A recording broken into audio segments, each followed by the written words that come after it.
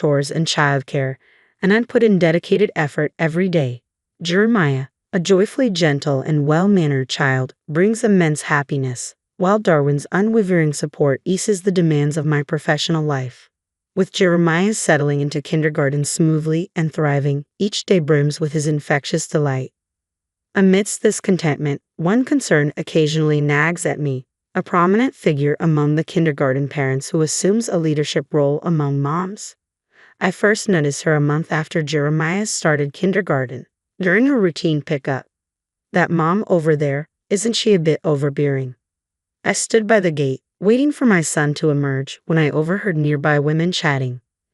Initially, I thought I misheard, but they were gossiping about another parent. The leader of the group spoke with an air of authority, her followers giggling in agreement. "Seriously, she dresses so old-fashioned. Doesn't she care about her appearance?" "Yeah, like Jody always says." The name Jody stood out among them. Since my husband and I took turns picking up our son, I hadn't encountered her before. Normally, I avoided such conversations, but in that moment, I couldn't hold back. "Excuse me, but that's really not appropriate to say." I spoke up calmly, addressing them as I would a child. The atmosphere instantly chilled, the leader's face stiffened, and her followers paled. Just as the central mom was about to reply, my son dashed over.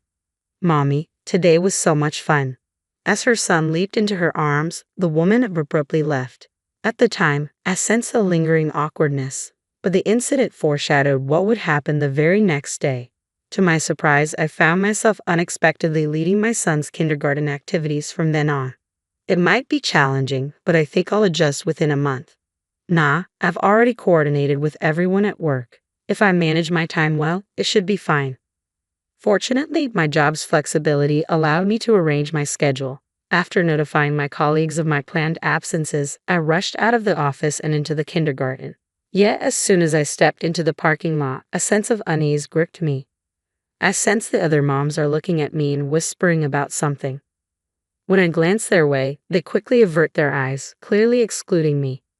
Wow, it's been a while since I felt like an outsider. Approaching the whispering group of moms, they scatter like startled birds. I suppress a laugh and choose to wait quietly by the wall for my son. "That's Jeremiah's mom. Seems she's quite stylish, isn't she?" Their murmurs reach me faintly. It's hard to ignore them, even though I'm unsure if they're discussing me. "What's the fuss? She just dresses a bit fancier, that's all." The voice was so loud that I instinctively glanced sideways, meeting Jody's heavily made-up eyes. Inside, I thought, "Who are you to judge?" but kept my thoughts to myself. She smirked knowingly as our gazes locked. "Oh dear, I apologize. Did you catch that?" Her entourage chuckled at her remark, drawing attention from other moms nearby. Uncertain how to respond, but unwilling to back down, I met Jody's gaze squarely. "I'm sorry, I couldn't quite hear you. Your voice was so soft. Could you repeat that?" As I expected, my direct challenge unsettled Jody. Those who assert dominance often falter under scrutiny, yet she unexpectedly held her ground. "Uh-oh, this isn't good. What should I do now? Is she angry? It feels intimidating." She momentarily backed down but swiftly pivoted to portray me as the aggressor. Her followers caught on, turning away from me and murmuring among themselves.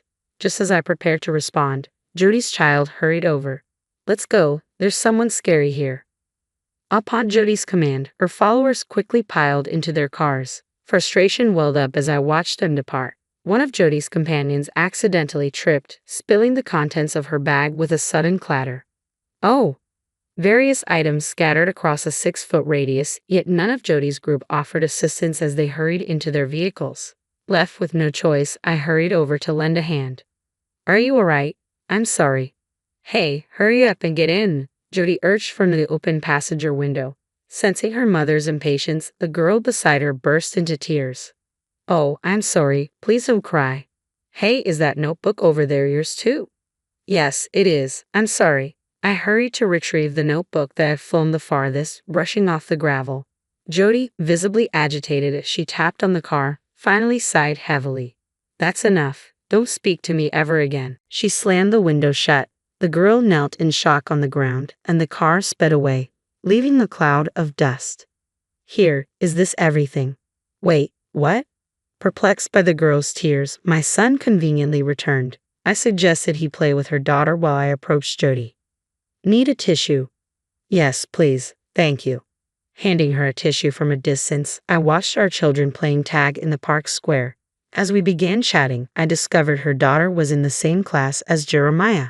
It made me realize my own lack of social interactions. It was then I learned her name was Letitia. Well, I've always just gone with the flow. No, that's perfectly fine. More importantly, among the items that had spilled from her bag earlier, I noticed something intriguing. A limited edition cosmetic prized by aficionados. Are you into cosmetics? I inquired. Letitia's face brightened. Upon closer inspection, I noticed her well-applied makeup, a stark contrast to Jody's style. Yes, I do. I bought this based on a recommendation from an app I use. She showed me her phone, revealing the familiar logo, an app developed by my company. I hesitated, unsure whether to disclose this information. I heard it's an app from Mr. McLaren's company. I like it because it has great recommendations, although I might need to reconsider using it now. What? Jody's last name is McLaren, but we don't have anyone by that name among our employees. Do you like cosmetics too, Shanna? Just call me Shanna. Yes, I absolutely love them. Despite my curiosity about Jody, I ended up chatting with Letitia for quite some time, letting the children entertain themselves. Before I realized it, 30 minutes had flown by, and I found myself offering Letitia a ride in my car. It marked the first time I'd made a mom friend, and it felt wonderfully natural to converse. Back home, I must have been smiling unconsciously because my husband chuckled. Looks like you had a good time. Yeah, I really did. I made a new parent friend today. I recounted the day's events to my husband. He listened with a smile as I shared about Letitia, but his expression darkened when I mentioned Jody. It turned out he knew about her and shared various rumors, like how she had pressured mothers into school-related responsibilities they disliked, or her reputation for intimidating others with harsh words. There was even a story about her allegedly isolating a mother and her child in school, prompting them to transfer. I know you're strong, but it might be wise to limit your interactions with her. I've heard rumors that she's excluded children from activities before. Really? Okay, thanks for letting me know. I was intrigued by my husband's cautionary words, though I didn't dwell on them initially. After all, Jody wasn't a business associate. She was someone I'd likely encounter throughout my life. But soon, the situation evolved into something I couldn't easily dismiss. Sometime after forming a bond with Letitia's family, Jody unexpectedly approached me. We hadn't exchanged a glance since our initial encounter. I've heard about you, she began. Wondering what she could possibly know to seek me out in the parking lot, I waited, puzzled. Jody's smirk revealed her intent. You're some big shot at a company, right? No wonder you drive such a fancy car. I pondered who could have leaked such information to her. By referring to some company, Jody might not have known the specifics of my role. Stepping out of my car, I found myself swiftly surrounded by Jody and her clique. With her arms folded, Jody motioned towards me. What do you want? You. I'll let you into our circle. Let's be friends from now on. I never expressed any interest in joining her circle, though. That thought lingered as I recalled my husband's advice. Endure if it's just me facing exclusion, but protect Jeremiah from any harm at all costs. Maybe I should play along for now, I mused, deciding to respond casually. Oh, thank you. I'm glad, I replied without much emotion, but Jody appeared satisfied with my response. She promptly arranged to have lunch with me the next day, leaving in high spirits with her entourage. What was that all about? I muttered to myself, already feeling disheartened at the thought of lunch with them. Just then, I sensed someone watching me. Turning around, I spotted Letitia observing me from a distance. Since that incident, she had been excluded from Jody's circle. Letitia, why are you hiding over there? I'm sorry, Shanna.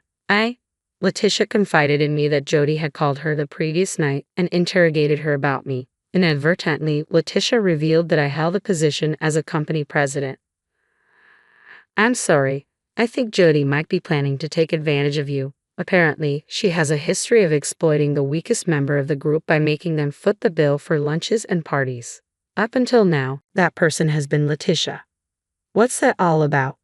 While I initially believed it wise to keep my distance from Jody, I couldn't stand by while she mistreated Letitia, such a kind person. I resolved to alter my approach. We'll be connected to this kindergarten for another 3 years. If we have another child, it'll be even longer. With Jody's family having multiple children, if I'm going to be involved with them for so long, maybe it's better to take a stand. But I've just been invited to join that group, I told Letitia, seeing despair wash over her face, almost bringing her to tears. So, we won't be able to talk anymore, right? Jody apparently forbids group members from interacting with any moms she's excluded. It's shocking how controlling she can be. No, that's not true at all. I just wanted to surprise everyone. I really don't think this is appropriate. The following day, the cafe where I had been invited for lunch happened to be conveniently close to my office. Jody had commandeered the terrace seating, positioning herself at the center. You know, you have quite the stylish look. It suits you well, of course. Being a CEO must be quite something. I bet you work hard and earn well, right? Despite her occasional patronizing tone, I wasn't in the mood for this conversation today. Speaking of which, that app is really gaining popularity these days. Outside the cafe, a large billboard atop a nearby building prominently displayed an advertisement for our company's app. This prompted me to broach the topic.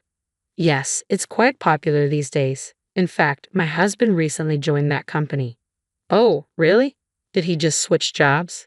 He was offered a tempting position and made the move. You should join us for his job celebration.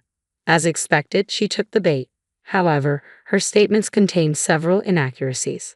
To clarify, her husband hadn't started working there yet. He had only received an offer with his first day scheduled for next week.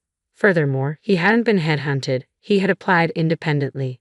They probably assumed I was unaware, but I happen to be quite knowledgeable about that company. Oh, I'm sorry, I have to leave now, I said, excusing myself. You're quite busy as a CEO, huh? Take care, Jody remarked with a smile. Perplexed by her words, I tilted my head slightly, prompting a disbelieving smile from Jody.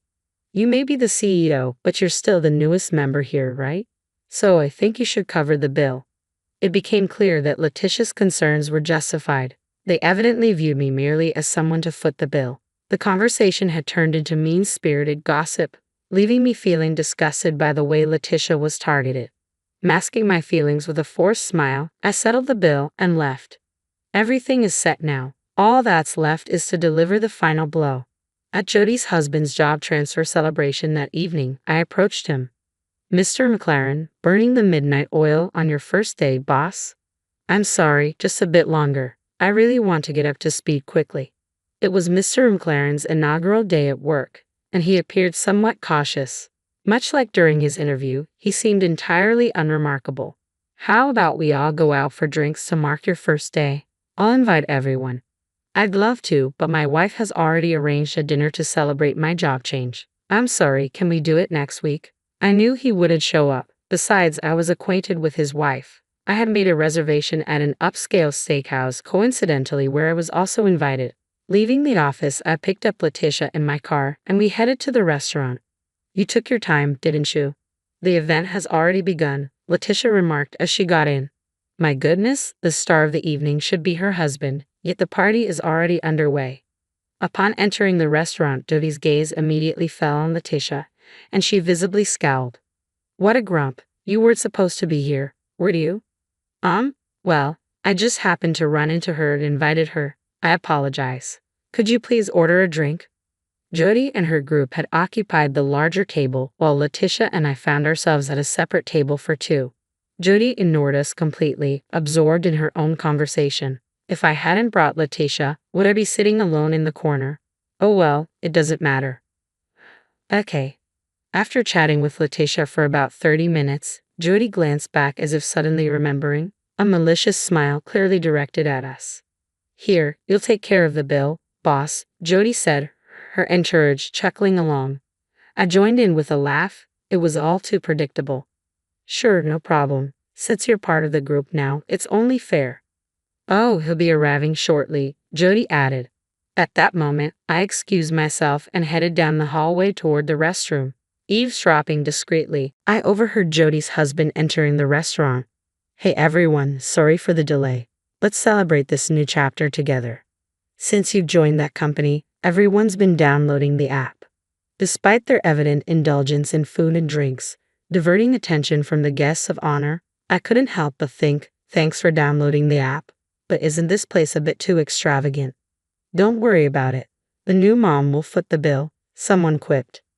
Must be nice to be rich, another chimed in, sparking laughter from the group. Before I could return to my seat, they began toasting without me.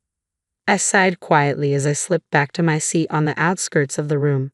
By chance, I ended up behind Mr. McLaren, positioned just right so he couldn't see me. You know what I think? Men and women should have distinct roles. I believe, she stated loudly enough for me to hear. This was one of Jody's recurring topics. You see, if a mom isn't at home, the kids are bound to suffer, right? Besides, I don't think women can handle work responsibilities effectively. Now, hold on. My current boss is actually a woman, I interjected. Exactly my point. I'm sure you'd do a better job if you were in charge, Jody retorted. That was the final straw for me. I couldn't contain my laughter, and Jody shot me a glare. What's so funny? It's the truth. I don't know what kind of company you're accustomed to, but those beliefs are better left in the past. What? No, I'm sorry, but the app my company created seems to be used by all of you, and it's doing great, I asserted. Jody's expression twisted at my words. Mr. McLaren, perplexed, turned to me, his face draining of color. What nonsense are you talking about? He asked. That's enough. Jody interjected sharply. Just pay up and leave. Hey, why are you talking to the boss like that? Great job today, Mr. McLaren. Congratulations on the new job.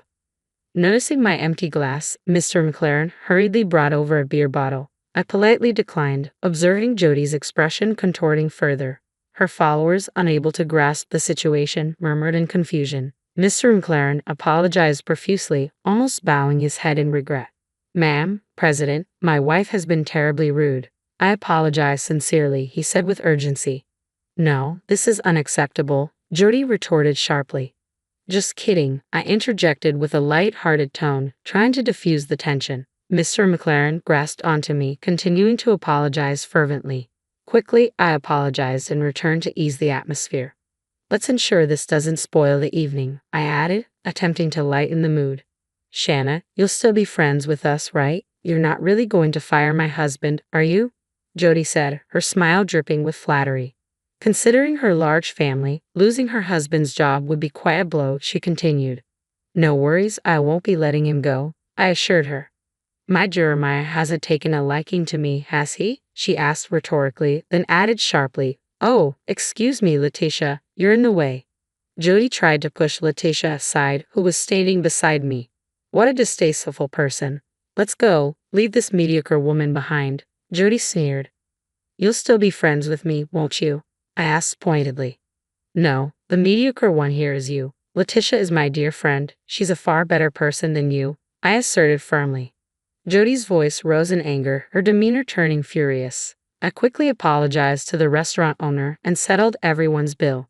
Mr. McLaren, we look forward to having you with us starting next week, I said to Mr. McLaren, who was trying to calm his wife. Afterward, Letitia and I had a simple celebration together. Following that evening, Jody's group disbanded. None of her followers wanted to align with her after witnessing her behavior. She began avoiding me and gradually fell out of favor in social circles. A month later, her demeanor had noticeably changed, becoming more subdued. She attempted to integrate into other mom groups without success, but that's not my concern. Meanwhile, Letitia and I maintained our friendship, continuing to gather with our families during holidays. My relationship with McLaren remained strictly professional, unaffected by personal matters. Observing his dedication, I couldn't help but wonder if the incident that night had motivated him further. Regardless, taking a firm stand from the outset seemed to have paid off. Perhaps in human relationships, asserting oneself is indeed crucial for success. Right after the funeral of my father-in-law, I noticed my husband, Ted, who had dressed rather youthfully and meticulously for the occasion, and then, hello, a woman in a short dress above the knee, wearing a light-colored outfit. What? You suddenly felt like seeing your own father, doesn't seem like it. I wouldn't do such a thing, you know. I see, then, what are you here for? And who is this person? She's my girlfriend. We're getting married, so let's get a divorce. I'll pay you alimony. There's not a penny left, though? What? Ted thought he would inherit all of his father's assets, but actually, I am Lucy. After graduating from junior college, I have worked as a preschool teacher for 25 years. I lost my parents in an accident during my first year working. And the only reliable person left was Ted, my husband of 20 years, and our son named Kevin. Ted was a teacher at an elementary school, and I had been living busy lives, working together. When Kevin turned 20, he moved to a dormitory near his university campus, citing the distance from the campus as a reason, so now it was just Ted and I living together. Our marriage was neither particularly good nor bad. We never had big arguments. But due to our busy lives, our relationship wasn't very demanding either.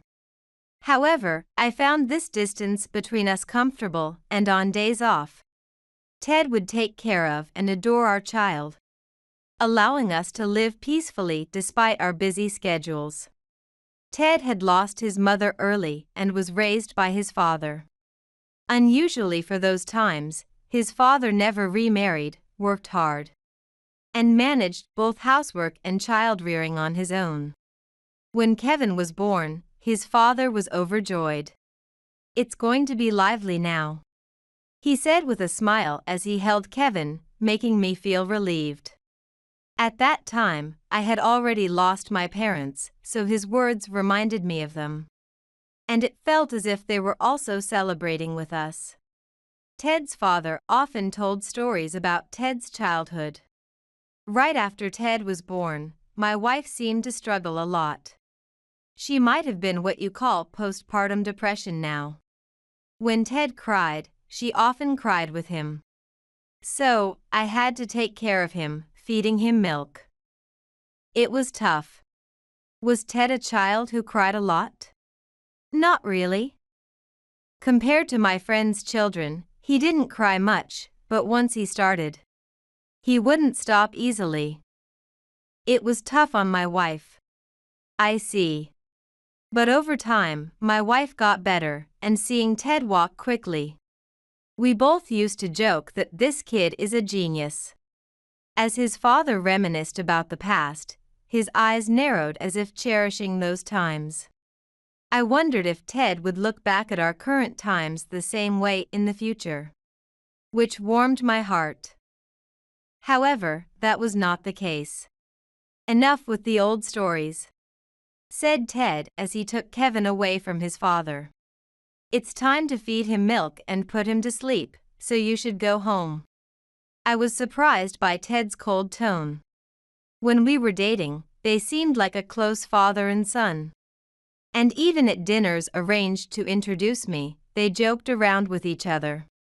I couldn't understand why Ted would say such things. I see. Maybe it's time for me to head back home then. Thank you for everything today, Lucy. His father lightly laughed and went home. Seeing his lonely figure, I approached Ted, who was preparing the milk. "Hey, you don't need to be so harsh to your father. He's so happy to see us. Did you have Kevin for my father's sake?" "What are you talking about?" "Of course not. Then there's no need to worry about it." "Hey, why are you in such a bad mood?" "It's nothing. You're just misunderstanding, Lucy."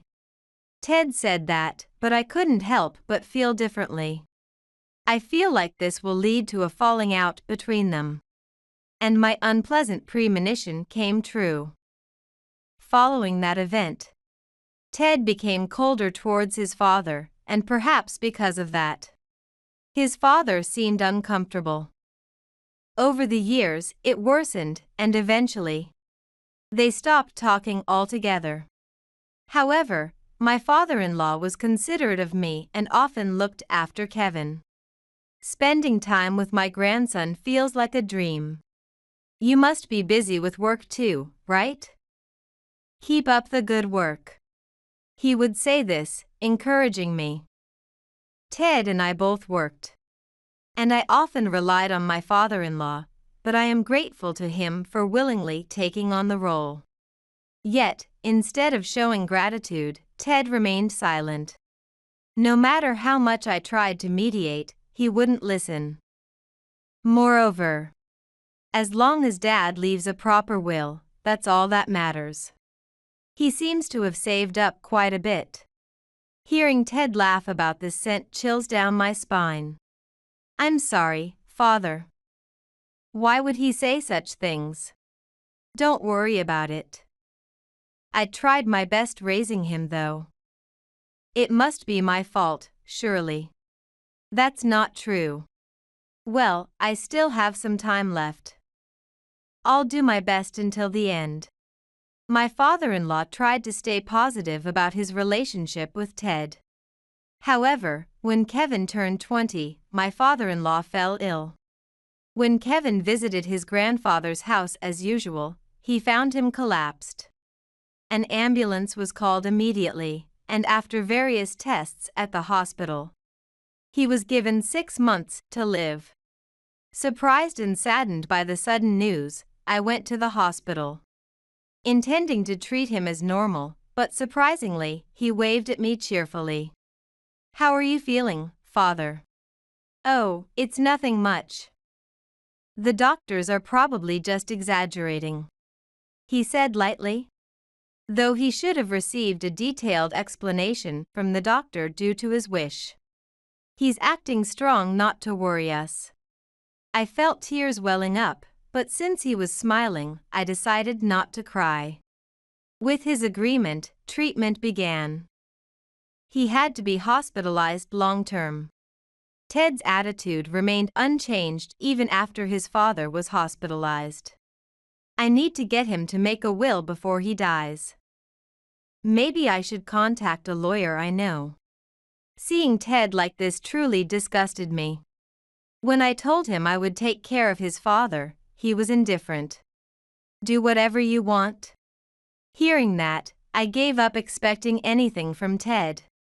Then, I moved some clothes and stayed at his father's house, which was conveniently located near both the hospital and my home.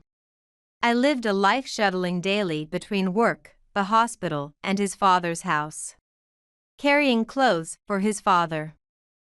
Kevin, who had often been looked after by his grandfather, also visited daily after university or work. When cooking felt burdensome, we ate together at the house. During these meals, Kevin and I talked about various things like university, his part-time job, friends, and even his girlfriend. Wow, Kevin, you have a girlfriend now. Stop teasing me. I'm not teasing. Have you told Grandpa? No, I haven't told him. If you're okay with it, you should tell him. He would surely be happy. Huh? Why? Adults like to hear about these things. It makes them feel like their kids are growing up. That's weird. Kevin said this, but he didn't seem to mind the idea. I imagined how happy his grandfather would be to hear the news. Are you going to visit him tomorrow? I have work tomorrow, so I might not make the visiting hours. Maybe the day after. Is that so?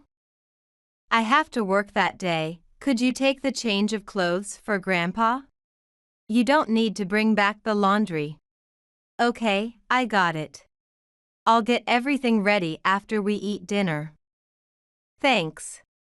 As I watched Kevin's dependable actions, I felt proud.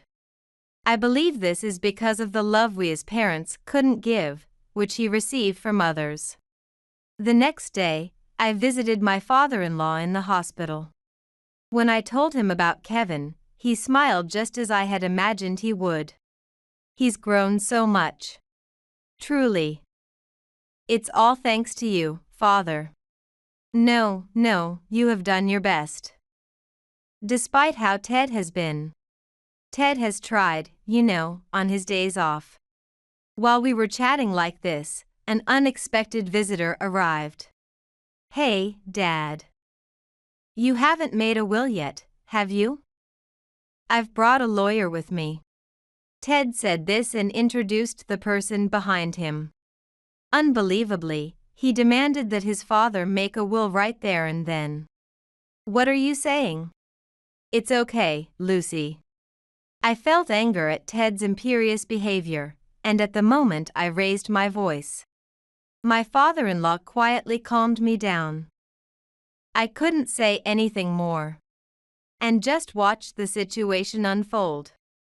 Ted communicated the contents to his father, who filled them in accordingly. After confirming everything, he nodded, handed it to the lawyer. Ted seemed satisfied, and left the hospital alone, leaving everything else to the lawyer. As I puzzled over what to do. Excuse me. What is it? Please discard that.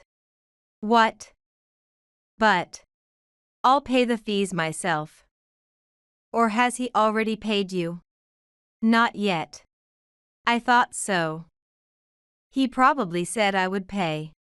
My father-in-law chuckled cheerfully, as I watched him, stunned. As a parent, I need to teach him a lesson. A month later, my father-in-law's condition suddenly worsened, and he passed away. Since the day Ted brought that lawyer, he hadn't visited at all. I handled all the funeral preparations by myself, and I was the chief mourner. Initially, I was going to put Ted's name, but Mom took care of him till the end, so it should be in her name. Encouraged by Kevin's words, many people attended the funeral with tears in their eyes. The attendees shared stories of the past with my father-in-law and both my son. And I couldn't hold back our tears as we shared the grief of his departure with many others. Despite informing him, Ted didn't show up at all. I gave up expecting anything from him. The wake, the funeral, the cremation, I handled them all smoothly with Kevin. I informed Ted that I would continue to offer prayers at my father-in-law's home for a while. But there was no reply from him. While I was spending time at my father-in-law's house. Hello. It was sudden. Of course, there had been no contact. I hadn't seen Ted since my father-in-law was hospitalized. Ted, whom I met after a long time, had changed his appearance.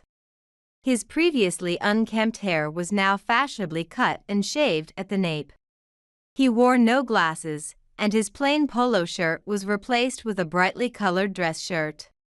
His pants were no longer baggy but were skinny, emphasizing his figure. And from behind him, hello. A woman in a short dress above the knee, wearing a light-colored outfit, emerged. What? Suddenly you feel like seeing your own father, doesn't seem like it. I wouldn't do such a thing, you know. I see, then, what are you here for? And who is this person? She's my girlfriend. We came to talk about the will and inheritance. I see. While holding arms with the woman, Ted made a call to the lawyer. I texted Kevin to explain the situation briefly and asked him to come. Soon after, both the lawyer and Kevin arrived almost simultaneously. After quick greetings, the lawyer, Ted, and his woman, Kevin, and I took our seats, and Ted began to speak. I'm marrying this woman, so we're getting a divorce. I'll pay you alimony. There's not a penny left, though? What? Well, maybe you should check what's in the will then. Hey. Read it out now. Ted, panicking, urged the lawyer to proceed.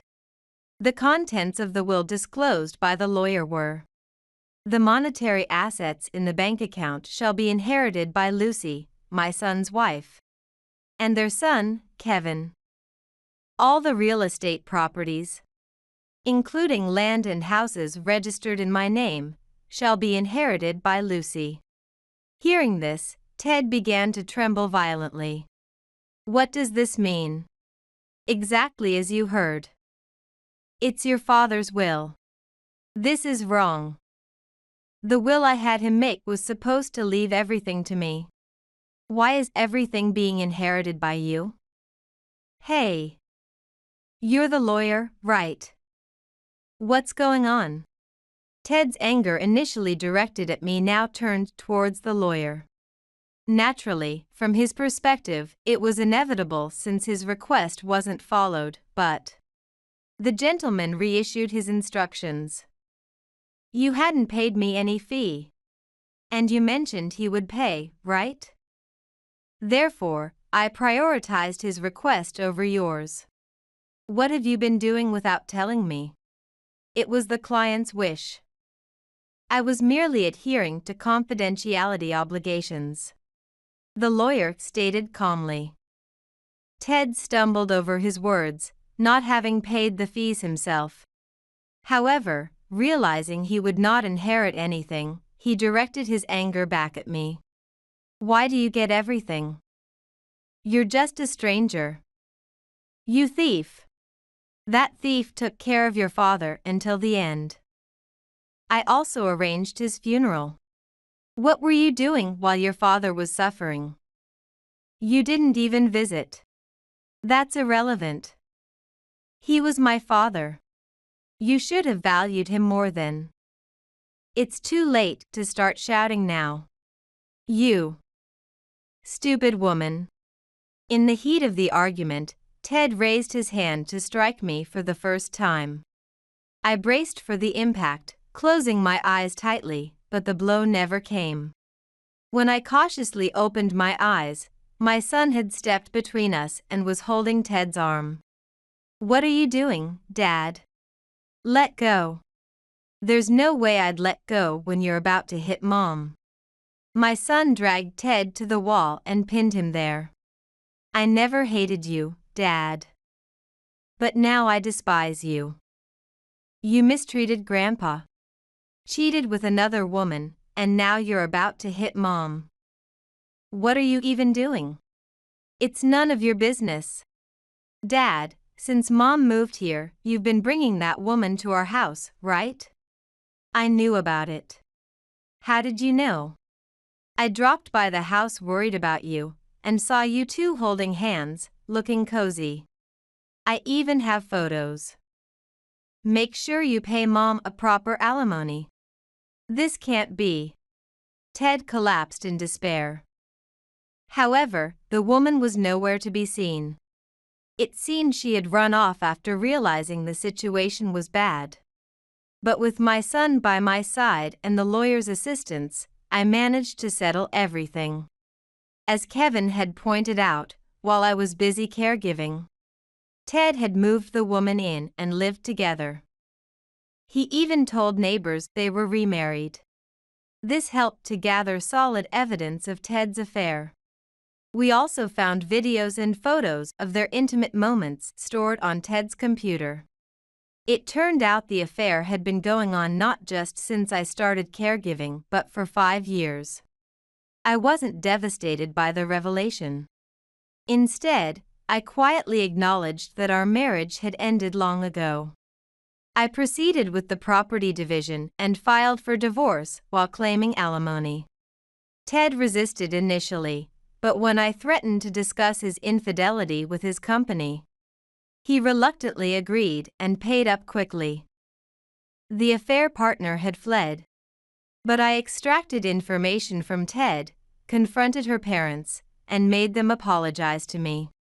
Her parents were furious about the affair, ensuring she would feel the repercussions at home. By the way, I moved to a small apartment, and the spacious house left by my father-in-law, due to its prime residential location, was transformed into a daycare and cafe. I quit my job to run the facility, aiming to support local parents raising their children, just as my father-in-law had supported and helped raise my son with me.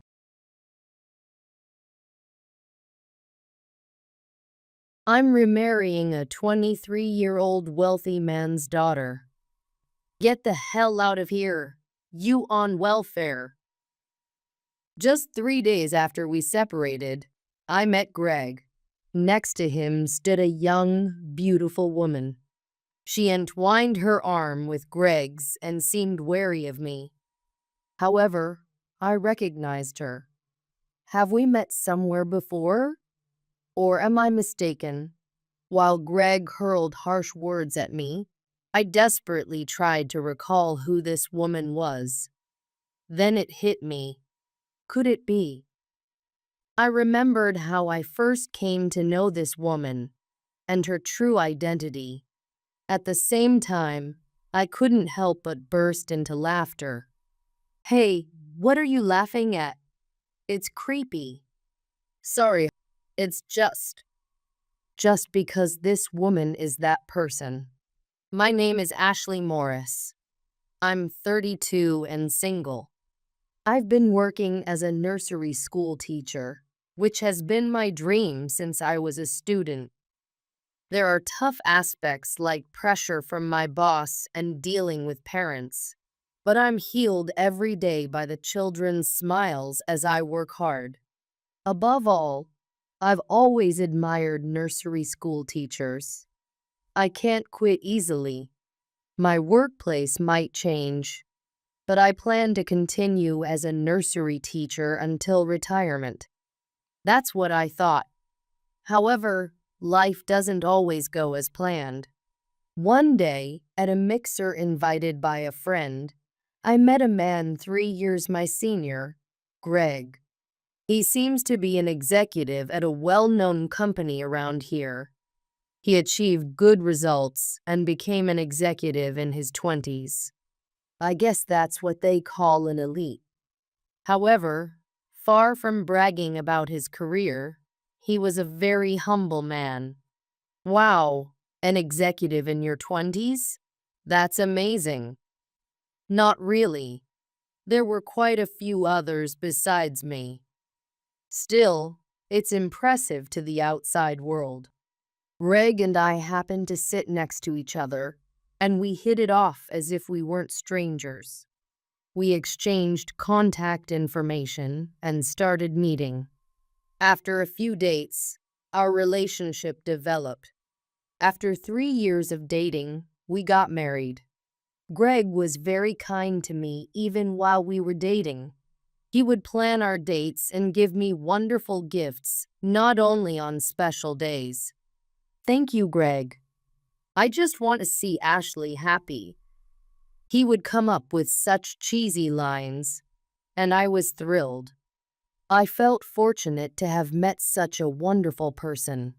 However, at that time, I didn't yet know Greg's true nature. After getting married, my life changed dramatically.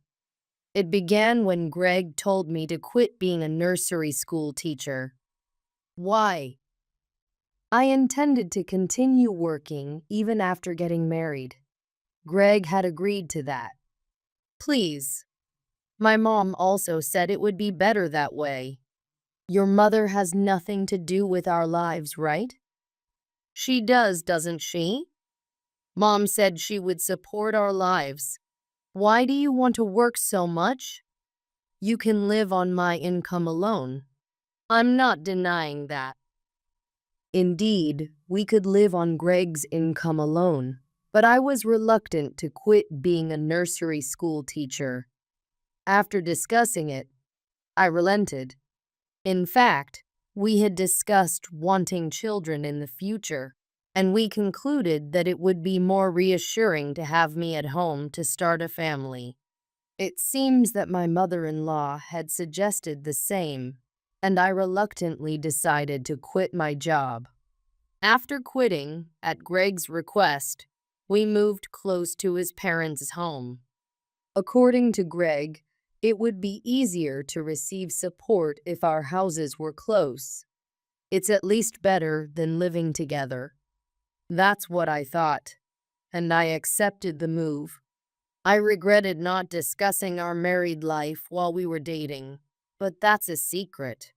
If my mother-in-law had a good personality, I would have gladly accepted it. However, her character was far from good. She looked down on me and scrutinized me with judging eyes. I just couldn't accept that. But once Greg and I started living together, I hoped the chances of meeting my mother-in-law would decrease. That was a big misunderstanding. In fact, since we moved close by, my mother-in-law started coming to our house daily. My father-in-law had already passed away, and perhaps she disliked being alone at home. "Excuse me, Ashley. What is this frozen food packaging doing here?" Every time she visited, my mother-in-law would thoroughly check every corner of the house, even peeking into the trash can. "Hey, not there too. You're not letting my son eat lunches filled with frozen food, are you?" "I do use some frozen food, but not for everything. As a housewife, shouldn't you be making every lunch from scratch? Are you planning to feed our future children frozen food too?" Ah, I can't believe I have such an unimaginable daughter-in-law. I'm sorry. Should a housewife not use frozen food? Certainly, I had chosen the path of a full-time housewife. However, it wasn't something I had desired myself. After my mother-in-law had her say and left our house satisfied. Sigh. All I could do was sigh. Day after day, my mother-in-law would come to the house, complain, and leave. There were even times when she came while I was out and told me off. "Where are you? I came all this way, so hurry up and let me in the houses." She seemed to enjoy tormenting me and used it as a way to relieve her stress. Although I had refused before, getting told off every time was exhausting. Eventually, I became cautious even when going to the nearby convenience store. However, my mother-in-law continuously repeated one particular phrase. "When will you have children?" She pressured me every time we met. "We still can't have them." "What? Are you kidding me? You're infertile, aren't you?" Such tactless remarks were typical of her. As far as my mother-in-law was concerned, the inability to have children was all my fault. Greg was definitely not to blame. However, Greg himself was kind to me. He seemed to think that pregnancy was something we should work on as a couple, and he often cared about my health. "Don't rush with the kids. Sure, I want to give mom a grandchild, but you're more important to me. Right?" "Right. Thank you." I thought that if we worked together as a couple, we would eventually be blessed with children. However, my hopes never reached fruition. 2 years later, we still hadn't had any children. At that time, my mother-in-law seemed to have given up on having grandchildren and stopped visiting our houses. At the same time, Greg's attitude towards me worsened, and he began to verbally abuse me casually. Perhaps it was the stress of not being able to have children, or maybe he just grew to dislike me. The more I thought about it, the darker my thoughts became. But Greg didn't seem to care about how I felt. "Hey, the food. Why isn't it ready yet?" "Ah, sorry. It'll be ready soon." Ugh, really useless. Can't even cook, can't clean, can't get pregnant. Mom was disgusted. "Why did I even marry someone like you?" Sorry. I no longer had the energy to fight back, and I just kept apologizing to Greg. Seeing me like this, Greg became even more abusive. He would complain about the food being bad, the cleaning not being thorough. I could even get yelled at for a single strand of hair being out of place. And after hurling abuse at me, he would always say, "That's why you can't get pregnant." I was careful about my diet and health management. I took my temperature, managed my menstrual cycle, and was more cautious than when we first got married. But still, I didn't become pregnant. Initially, it was Greg who refused. I understood he was busy or tired from work. But if he was going to complain about not having children, shouldn't he be cooperating? If you're going to say that, then help out. This isn't something I can handle alone. Ugh, shut up. Haven't I told you I'm tired? No matter how I tried to reason with him, Greg would only say he was tired and showed no signs of willingness to cooperate. If Greg wasn't going to help, there was nothing I could do. Whenever I had a moment to myself, I would wonder how things had come to this. Was this the married life I had envisioned? I vaguely thought that our relationship, which had completely cooled, might never return to how it was before. 6 months later, our relationship had cooled even further. Eventually, Greg stopped coming home altogether. He claimed it was due to sudden overtime or drinking parties. He said he had work on holidays too, so he spent very little time at home. I figured he must have given up on me and was probably cheating. If only he would just say he wanted a divorce. In the end, I had no choice but to live a lonely life at home by myself. Greg occasionally came home, but he continued to spew verbal abuse at me. Why do you always look so miserable? It's disgusting. Sorry.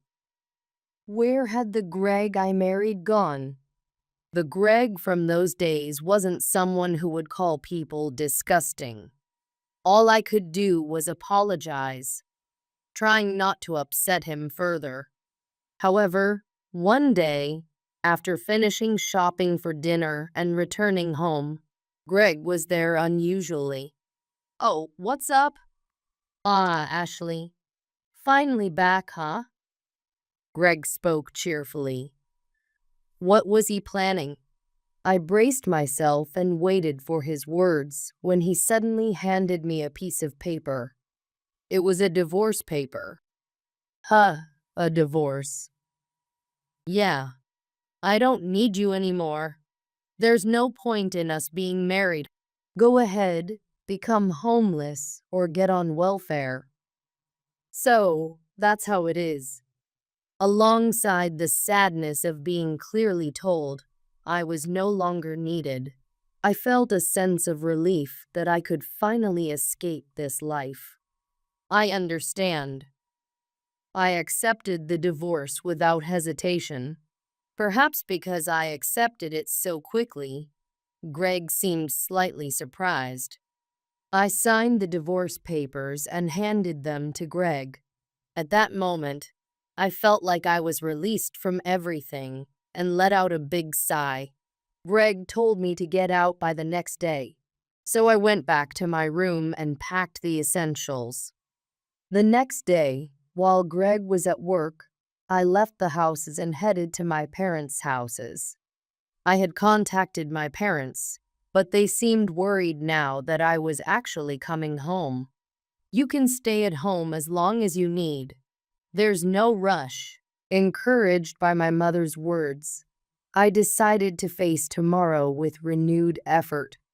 3 days after the divorce, my heart was still healing, but I knew I had to move forward. I needed to find a job, so I looked through magazines and online for job listings. Perhaps due to labor shortages, there were many openings for nursery school teachers. Maybe I should become a nursery teacher again. I saved a few listings that caught my interest. Looking at the clock, it was past 4 p.m. I had been looking at listings for an hour. I decided to go outside for a change of pace. I didn't have any particular errand, I just wanted to take a walk. I reminisced about walking this path to school. or working as a part-timer at this grocery store. However, just as I was about to head home after wandering around for about 30 minutes, I saw a familiar figure. Greg? What? Ashley.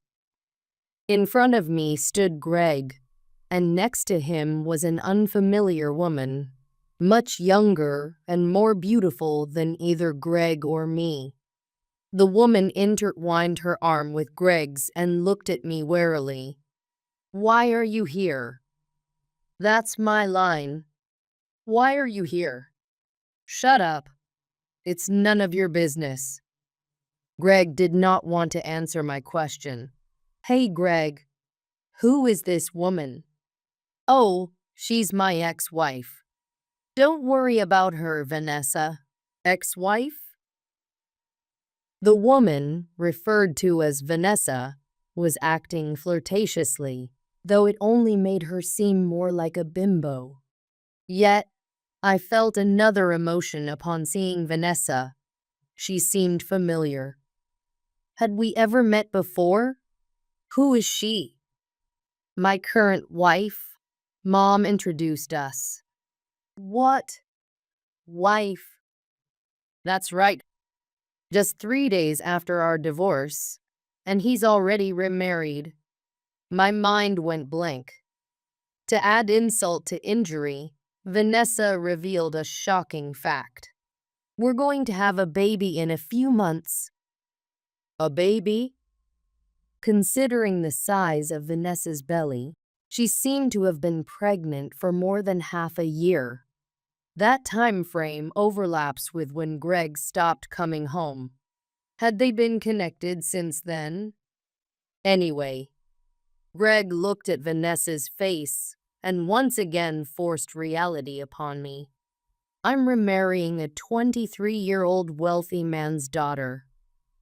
Get the hell out of here, you on welfare. Greg said this and burst into a dirty laugh, which Vanessa joined with a high-pitched giggle. That's not. I'm not on welfare. Shut up. Stop pretending. Then Greg and Vanessa burst into laughter again. I felt miserable and was about to cry. However, as I glanced at Vanessa's face, I realized something. The déjà vu I had been feeling since earlier, and the fact that Vanessa was a wealthy man's daughter.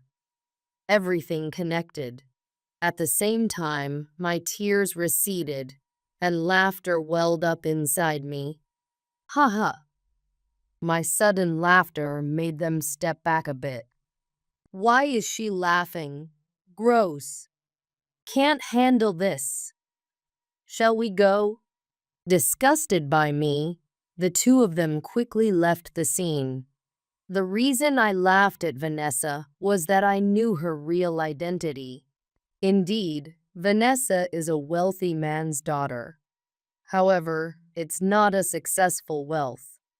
In fact, her parents' company, which they managed, was on the brink of bankruptcy. A little while ago, when I was reading job sites and magazines, Vanessa was introduced as a wealthy man's daughter with a photo. It's rare for a wealthy family to introduce their daughter like that, which is why it's stuck in my memory.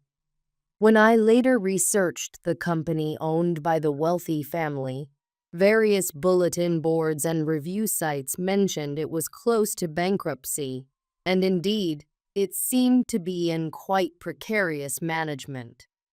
Bankruptcy seemed imminent. It was that much of a troubled company. Maybe this could work. Seeing Greg happy, and the fact that his mother introduced Vanessa. Watching all this, something inside me crumbled. I was determined to teach them a lesson with my own hands. They might be happy now, but I'll definitely plunge them into the depths of misery. The first thing I did to bring them down was to offer them a direct apology. A few days after meeting Greg again, I contacted Greg apologized for laughing, and expressed my desire to give them a baby shower gift. Initially cautious, Greg accepted my request once he saw I was remorseful. However, this was merely a part of my strategy. I wanted to claim damages from Greg and Vanessa through a lawyer, but I had no solid evidence. So, pretending to be remorseful, I called them out to let them spill everything about how they met and the baby, recording everything to submit to the lawyer. A week later, I was at a cafe near my parents' home. Greg and Vanessa arrived about 10 minutes past our meeting time. Sorry. They sat down in front of me without any remorse, still arm in arm, flaunting their affection. Sorry for calling you out suddenly. I was thinking about how rude I was last time we met. I wanted to apologize. Also, isn't your child due soon? I was wondering if I could give you a baby shower gift. Really? Wow, you're so thoughtful. Greg and Vanessa were elated, unaware of everything. By the way, you met through your mother, right? I'd love to hear more about it. As I said this, I discreetly started recording with my smartphone. You want to know? Can't help it then? Greg began talking eagerly, with Vanessa looking at him adoringly. To anyone else, it might seem like a sweet couple's story, but it was far from that. That time was really tough, huh? Yeah, but I'm happy to be with Greg now. Vanessa clung to Greg, who relaxed his expression. Honestly, it was nauseating seeing Greg dote on a younger woman. The two of them fell right into my trap, telling each other how much they loved one another. Of course, I was recording everything. This should definitely serve as solid evidence. Isn't it great to remarry someone younger? Of course, I'm truly happy every day. Right, Vanessa? Yeah, so happy. Their lovey-dovey talk lasted over an hour. It was hard to keep smiling and nodding, but the more comfortably they talked, the more advantageous it was for me. 3 hours later, we all went our separate ways. I went home and replayed the recordings. Everything was recorded clearly. I then contacted the law firm I had in mind. After a day's activities, I flopped onto my bed. Greg and Vanessa's happy faces wouldn't leave my mind. It seemed he was happier with her than when he was with me. When did he start to dislike me? Sigh. Before our marriage, I only saw the good sides of Greg, and now I was painfully aware of it. 2 weeks later, I called them to a nearby station, saying I wanted them to see the actual baby gift. They arrived about 10 minutes late, arm in arm as usual. Putting so much effort into seeing the actual gift, huh? You seemed so sad before, but you're actually celebrating for us. Yeah, so happy. Happy indeed. They were as close as ever, but their happiness would only last until this moment. Shall we go? I led them to a taxi. Our destination was the law office. Unaware of anything, they continued to flirt in the taxi, impressively unconcerned about public eyes. A few minutes later, the taxi arrived at the law office. The blissfully unaware couple followed me without any suspicion, but Greg realized something was amiss as we entered. Hey, what's this place? He shouted, but it was too late. Guided by the receptionist, they were led into a conference room. Were you tricking us? What do you mean? The two of them were yelling loudly, but the lawyer present calmed them down. Did you really think I was going to give you a baby shower gift? Thanks for coming all this way. What? As the two flustered people sat down, the lawyer explained what was happening and why I had taken such actions. Really, you're the worst. What's with this person? We're already divorced, right? We don't have anything to do with compensation. I am going to sue you for the abuses of me, especially under your cheating. You can still claim such compensation after a divorce, you know? All the lovey-dovey talk you happily shared at the cafe has been recorded and submitted, and the fact of your affair hasn't changed. Greg sighed deeply and leaned back in his chair, but he sat up quickly when the lawyer mentioned the amount of compensation being demanded. $15,000? That's impossible. I can't pay that either. What? Can't pay? Why don't you ask her parents? Vanessa made a displeased face at my words. I pressed further, knowing her situation. Oh, but that might be difficult. Her parents' company is about to go bankrupt, isn't it? So no funds, huh? Bankrupt? What do you mean? The company was doing well. Greg, who hadn't been informed, widened his eyes and looked at Vanessa. Realizing she couldn't escape the truth any longer, Vanessa suddenly changed her demeanor and began to talk. Ah, so it's all come out. Then no need to hide it. Yes, my parents' company is on the brink of bankruptcy. Ever since I met this old man, the business has been failing. So I thought I'd milk him for all he's worth and then leave. I never expected to get pregnant. You, calling me an old man. What? You just realized?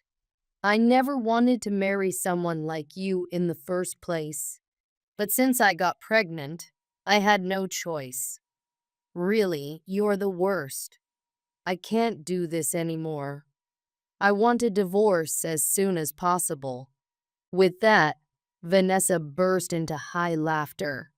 She seemed like a completely different person. Naturally, Greg was shocked by Vanessa's demeanor. So you've been thinking that about me. I'm tired of acting. Now that it's come to this, I'm leaving you. I can't stand living with an old man like you.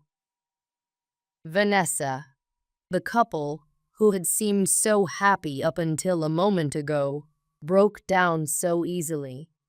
While I hadn't known exactly how Vanessa felt about Greg, since I orchestrated this meeting, I was satisfied with the outcome. Eventually, Greg agreed to pay the compensation in a lump sum. I worried Greg might try to escape his obligations as his payment was delayed. However, a month later, that worry was resolved when Greg called me. As soon as I answered, he pleaded, "Help me." It turned out that his affair had been discovered at his company, making it difficult for him to stay, and he chose to resign. He had spent most of his savings on Vanessa, and now, broke and divorced, he had no one to turn to. Hey, can we get back together? I don't have money for the compensation. Vanessa left me for another man, and I heard her company went bankrupt. I don't know what to do. Despite his almost tearful call, I had no intention of getting back together. Get back together? Don't make me laugh. Your problems with that woman running away or not having money are none of my concern. If you hadn't done anything strange, none of this would have happened. Just take responsibility. After I sharply responded, Greg hung up without another word. The next day, whether he borrowed money or not. The full amount I demanded was transferred into my account. I didn't hear from Greg again after that. I'm now living at home and have started working as a nursery school teacher again. Indeed, the smiles of the children are bright. The work environment is better than before, and I enjoy my job every day. Getting divorced from Greg was the right decision. I have no plans to marry again anytime soon. Just like I thought years ago, I hope to continue being a nursery teacher until retirement, taking care of my health and living well. Has that poor old hag finally kicked the bucket? I glared at the man, annoyed by his words. My ex-husband, who ran off with his mistress, leaving his blind mother behind. It was hard to believe he was the son of that once kind-hearted woman. His crude remarks brought my anger to its boiling point. You must have had it rough, huh? Well, now you're free. But, come on, someone your age, there's only so much freedom you can enjoy, right? His obnoxious laughter echoed as I smiled sweetly, hiding my fury. Yeah, I got the $3 million inheritance. So I'll be living freely from now on. The smile vanished from my ex-husband's face. Little did he know, soon he'd be on his knees begging for my forgiveness. My name is Emily. I'm 63 years old. I got married young and ended up living with my in-laws. They were kind people, but my husband was a disappointment. We divorced 10 years ago when I was 53. At that time, our eldest daughter, Mia, was 18, and our son, John, was 15, right when education costs were the highest. On top of that, my mother-in-law was blind. Taking care of the kids and my mother-in-law was far from easy. I met my husband, Tom, at work. I was 18 when I joined the company, and he was 24, 2 years out of college. He was older than me and seemed reliable, so I admired him. Tom was always looking after me when I was still inexperienced, and he had a caring nature. Despite being popular, for some reason, he took a liking to me and asked me out. When we got engaged, I visited his parents for the first time. His father had trouble walking, and his mother was blind. I was deeply moved, seeing how Tom supported them while managing his job. However, my own parents were against the marriage. They were worried that marrying into a family with obvious caregiving responsibilities would be too much for me. But Tom's parents were such wonderful people, and I was still young. I ignored my parents' concerns and went ahead with the marriage. My parents were so angry that they cut ties with me, but by then, I had a new family. When you're young, you feel invincible. Nothing seemed scary at the time. After we got married, I quit my job. I took it upon myself to care for my in-laws and manage the household, so that my husband could focus on his work. My in-laws were so grateful to me and treated me like their own daughter. They always expressed their thanks and never forgot to show their concern for me. Spending so much time with them made caregiving challenging, but it wasn't a burden. My husband worked late every day, and I believed everything was going well in our home. One day, I ran into an old colleague from work while coming back from the grocery store. Naturally, the conversation turned to my husband and me. My colleague said, "Tom is such a great husband. He always leaves work early because he says you're having a hard time. He's really something, isn't he?" I couldn't believe my ears. Tom never came home before 10 p.m. That was hardly early. It had to be some sort of mistake. Still, I couldn't say anything at the time. So I awkwardly smiled and replied, "Yes, that's right." Later that evening, I mentioned it to my husband, intending to test him a little. "You've been coming home late a lot lately. Couldn't you come back earlier? Your dad seems to feel bad about having me, a woman, help him with everything. At least you could help him with his bath." But before I could finish, Tom yelled at me. "What?" "I'm working. I'm not playing around. Tell Dad to stop being so picky." "Your father didn't say anything. I just thought he might feel that way." It was clear my husband had no intention of helping with the caregiving. On top of that, he seemed overly defensive.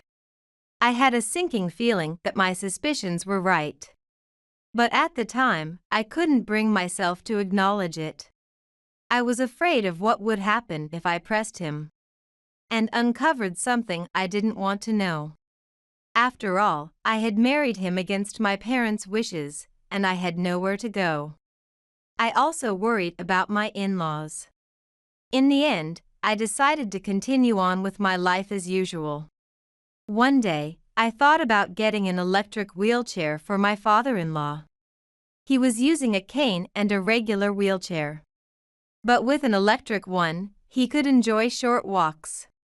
I imagined pushing my blind mother-in-law in her wheelchair alongside him, so we could all go a bit farther on our outings. I shared the idea with my husband, fully expecting him to agree. But his reaction was less than enthusiastic. "Really? Do we need that?" He looked pained as he replied. "I'm barely keeping us afloat on my income alone. Do we really need to waste money like that?" It was true we weren't wealthy. But I didn't see it as a waste if it made his parents even a little bit happier. "Then, how about we pay it off little by little using your parents' pensions? Maybe we could borrow a bit from the bank too?" At that, my husband seemed somewhat convinced and said, "Just don't make it my problem." Of course, I couldn't tell my in-laws exactly what he said. Instead, I told them that he'd agreed to let us take out a loan. And my father-in-law was delighted. We went to the bank together, got a loan, and purchased the electric wheelchair. My in-laws were very happy with it. However, not long after, my father-in-law passed away. Both my mother-in-law and I were heartbroken, but my husband muttered, "He just left us with debt. I told you we didn't need to buy it." I was sure my mother-in-law heard him. I felt incredibly guilty. It was just the two of us, my mother-in-law and me, living in the house now. Even though she was blind, there were some things she could manage on her own inside the house, which lessened the burden on me quite a bit. Around that time, my husband suggested we start thinking about having children. I had once doubted him, but hearing that, I convinced myself that I must have misunderstood something. We eventually had 2 children together. But unfortunately, my husband didn't change even after they were born. He still didn't care about anything related to the household. I was overwhelmed with housework and raising the children. But at least my mother-in-law seemed happy, which was a small comfort. Though she couldn't see the grandchildren, after my father-in-law passed away. Having the kids around seemed to lift her spirits. She'd been so down, but now she smiled more, listening to the children's lively voices. Despite everything, we managed to live happily enough. Still, just as my colleague once said, my husband continued to come home late from work. I'll never forget what he said at my father-in-law's funeral. He didn't show any love toward his mother or our children. Lately, he would even leave on his days off, saying he was going to work. And I'd stopped feeling any affection for him. I began to think that as long as he brought in money, that was enough. Our broken marriage continued like this. But our children grew up to be kind and thoughtful. The real change in our family came in the spring. when our daughter was 18 and preparing to go to college. I'm heading to work. It was a Saturday, a day he was supposed to be off. I stopped him before he left. You promised to take your mom to the hospital today. It was a promise he'd made just a few days earlier. Today was my mother-in-law's health checkup. And it was also the day we were set to get the keys to our daughter's new apartment, where she'd be living on her own during college. We'd known about these plans in advance. So I had asked him to take his mother to the hospital. What? That's your job as a housewife. He shouted at me. I told you, today's the day Mia gets the keys to her apartment. We need to set everything up for her before she starts college, and I said I'd go with her. When I snapped back at him, my husband got angry too. I had no memory of ever talking back or defying him before. The fact that I was standing up to him for the first time seemed to make him even more agitated. I didn't sign up for this. I married you because I thought I'd be stuck with an old man. And an old hag who no one else wanted. And now you want me to take care of her? If you can't take her, let her go by herself. I was speechless. How could anyone be this cruel? I had sensed for some time that he didn't care about his mother. But to suggest sending a blind woman out alone? And to insult me like that. It was unbearable to find out the real reason he had married me. I was filled with regret. That's enough. That's all I said to him, finally giving up on expecting anything from him. Satisfied that I didn't argue back, he said. All right then, you take care of the old hag and the kids. And with that, he left the house and never came back. In the end, our daughter had to handle getting the keys to her new apartment on her own and buy everything she needed for her new life. Meanwhile, I took my mother-in-law to her health checkup. Somehow, we made it through the day. Everyone noticed that my husband hadn't returned, but no one said a word about it. A few days later, a letter arrived. It was from my husband. There was no return address, only his name. And inside was a divorce agreement and a brief letter. He wrote that he was living with his mistress now. Didn't want anything to do with the debt left by his parents. And told me to live my life without him. I was exhausted. If this is how things were going to be, cutting ties with him would make me happier. That's what I thought. Before submitting the divorce papers, I told my kids and my mother-in-law. The person who took it the hardest was my mother-in-law. I'm so sorry. She just kept repeating that, crying as she held my hand. I've been happy enough with you, Emily, and Mia and John. But once you're divorced, I'll be a stranger. I'll live on my own from now on. It'll take some time, but I'll move out. That's what she whispered. I responded a bit more firmly. You are like a real mother to me, and to the kids. You're their one and only grandmother. You don't need to worry about anything. Even if I divorce, we're still family. Let's keep living together just as we have been. Hearing that, she sobbed and thanked me. But I couldn't ignore the fear that lingered in the back of my mind. Even if my husband was only an ATM, his presence had provided some financial security. Now, he was gone. I desperately looked for a job, but after years of being a housewife, no one wanted to hire me. Both Mia and John offered to work. When I was beginning to lose hope, my mother-in-law said, "Don't worry about anything. Let the kids go to school as usual. Emily, you don't need to work either. Leave it to me." We were puzzled by her words, but as she promised, nothing in our lives changed. In fact, we were living more comfortably than when my husband was still around. I submitted the divorce papers. And my mother-in-law wanted to file a missing person report for my ex-husband. But I didn't want to see him again. Still, I knew she wanted to see her son, so we filed the report. However, my ex-husband was never found. We continued to live as a family of 4, creating many happy memories. 2 years ago, my mother-in-law passed away and joined my father-in-law. She never got to see her son again. Even though he was her child, there was no way to contact him. When I managed to find his address, no one lived there anymore.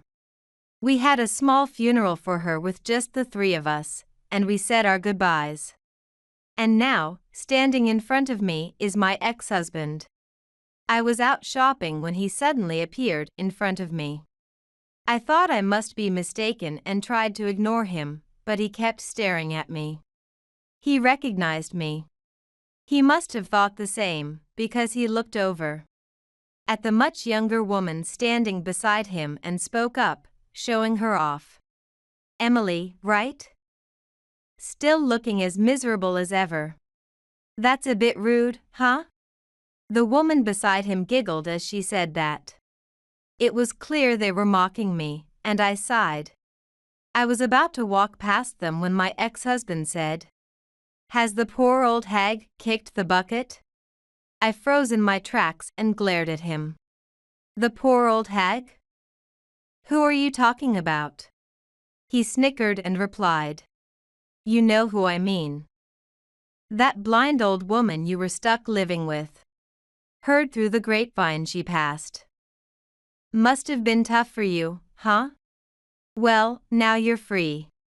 Though for someone your age, there's only so much freedom you can enjoy, right?" His disgusting laughter echoed in the air. My anger reached its boiling point. But I knew that reacting now would only play into his hands. I forced a smile, hiding my rage. "Yeah, I got $3 million from the inheritance. So now I'm living freely without having to work. Thanks for your concern." "What?"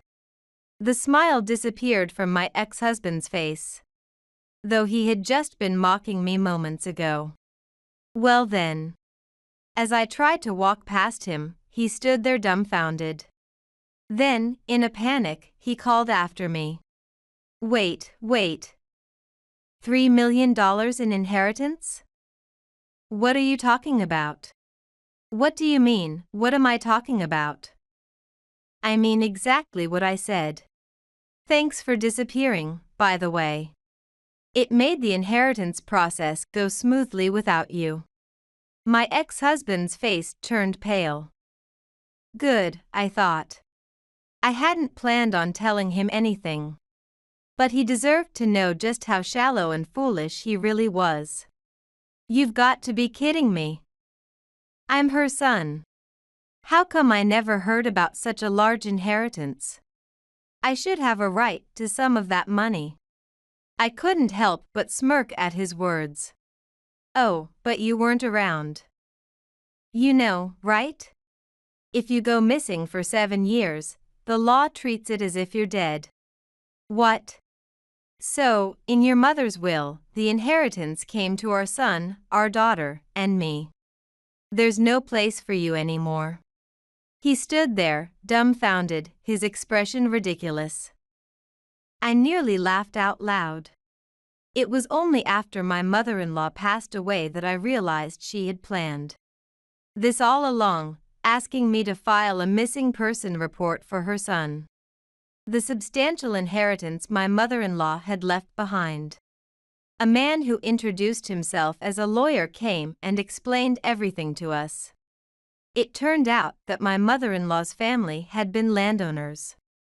Like me, she had been estranged from her family, but she still had the right to inherit. When her parents passed away, she quietly took the inheritance without telling anyone. Thanks to her, we were able to live comfortably without worrying about anything. I remember asking her once, "Mother, how do you manage your money? If it's just from your pension, please feel free to spend it however you like." My mother-in-law smiled and said, "I'm spending it exactly how I want, living happily with my family." That's what she told me. From the way she used her money, I knew it wasn't just her pension. But it was her money, and given our situation, we gratefully accepted her generosity. The inheritance she received was far more than she could ever spend in her lifetime. The issue was my husband. If something had happened to her, he would have inherited everything. But she didn't want him to have it. When she discussed this with the lawyer, my husband disappeared. She felt it was a sign that he had severed ties with us. Although she was sad to be separated from us. She had planned to move into a nursing home, thinking she wouldn't burden us. And would spend the inheritance until there was nothing left. But both our son and daughter, as well as myself, insisted that she was family and that she should stay with us. My mother-in-law said there was nothing in the world that made her happier than that. My mother-in-law had wanted to leave the inheritance to us. So she followed the lawyer's advice and filed a missing person report for my husband. By law, after he had been gone for 7 years, he was considered legally dead. A year after that, my mother-in-law passed away. And her inheritance was passed on to her grandchildren, our son and daughter, in place of my husband. Although I wasn't entitled to inherit anything, my mother-in-law left a will that included me as a beneficiary. This way, we were able to receive what she had wanted to give us. You left, and your mother took care of everything. Mia's tuition, John's, and all our living expenses. Thanks to her, we were able to live happily. So, thank you for leaving. My ex-husband stood there, pale, his mouth gaping like a fish. Serves him right, I thought. After that, he started contacting us, ranting about how he was entitled to a portion of the inheritance. This from the man who had been completely silent for years. What a piece of work. People who are legally dead don't get a share of the inheritance. I told him that over and over. Still, he wasn't satisfied and demanded we sit down and talk. I consulted our lawyer. For him to claim any inheritance, he'd need to revoke the missing person declaration and go through a lot of legal procedures. In most cases like this, the grandchildren keep the inheritance. We had no intention of giving him a single penny. I relayed the lawyer's advice to him. If he wanted to inherit, he would also need to pay inheritance tax. When I told him to take care of all that, he fell silent. The kids were present during the conversation as well. I can't take time off work. I don't have time for paperwork. And inheritance tax? I shouldn't have to pay that. You guys should pay my share too. I supported you for years. The least you can do is handle this for me. His audacity left us speechless. Apparently, he was working a day labor job now. And missing even one day was problematic for him. The job he had while we were married? He got fired after repeatedly skipping work without notice. When I asked why he left that job and why he was struggling so much financially, he admitted he had debts, thanks to his former mistress. He'd been moving from place to place, working day-to-day jobs just to pay off what he owed. You understand, right? He said, but I couldn't muster even a drop of sympathy. That woman you were with didn't work out, huh? Then who was that woman I saw you with recently? Puffing out his chest, my ex-husband replied. She's the one I've been searching for all my life. He was clearly lost in his own delusions. Our son, John, was trying hard to hold back his laughter. Are you married to her? I asked. Well, no. We've only been together for 6 months. My ex-husband mumbled in a small voice. That was enough to send our son into fits of laughter. My daughter and I were too stunned to say anything, simply sighing at the absurdity in front of us. And what about the woman you left with when we got divorced? She left. Said she couldn't make me happy. He said it so casually, without even realizing that he had been dumped. He must have gone through woman after woman, never understanding the problem was him. You're not young anymore. Stop pretending you are, old man. I couldn't help but give him that piece of advice, feeling embarrassed for him. But she's the one, my soulmate. Hearing that, I realized that it was pointless to say anything more to him. At least I had found out his address after running into him again. He was living in the next town, in an apartment under a woman's name. My son, John, ended up buying the entire building and becoming the landlord. Grandma gave us that money, and it'd be a waste just to let it sit. I figured investing in real estate would be a smart move. That's what John said. I thought he might have done it to help his father, but that wasn't the case. In fact, if the rent was even a day late, John was quick to go and demand it. The previous landlord had been lenient, but not my son. Mom went through so much because of him. He chose this selfish lifestyle, so he should struggle more than you ever did. It was John's way of punishing his father.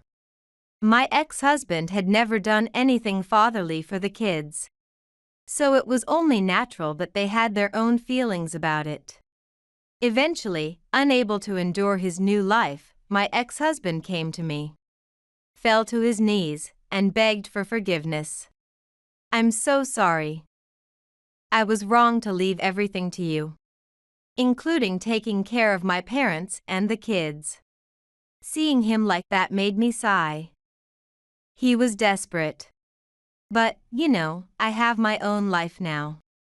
Couldn't you ask John to lower the rent just a little? He asked with teary eyes. It must have been tough for him. I don't know. If you had at least been a good father to the kids, things wouldn't have turned out like this. You failed as a husband, as a father, and as a person. Now, what do you have left? What was your life even about? You should think long and hard about that. With that, my ex-husband quietly left. His figure looked so small as he walked away. In the end, after repeatedly failing to pay rent, he was forced to leave the apartment. He moved into an old, drafty building that was about 50 years old. I heard he's still working day-to-day jobs, struggling to make ends meet. The soulmate he had been with when I saw him that day? Apparently, she left him when he moved out of the apartment. He had been paying her living expenses, and since he couldn't afford rent anymore, it wasn't surprising she left him. In fact, he should be thankful she stayed with him as long as she did.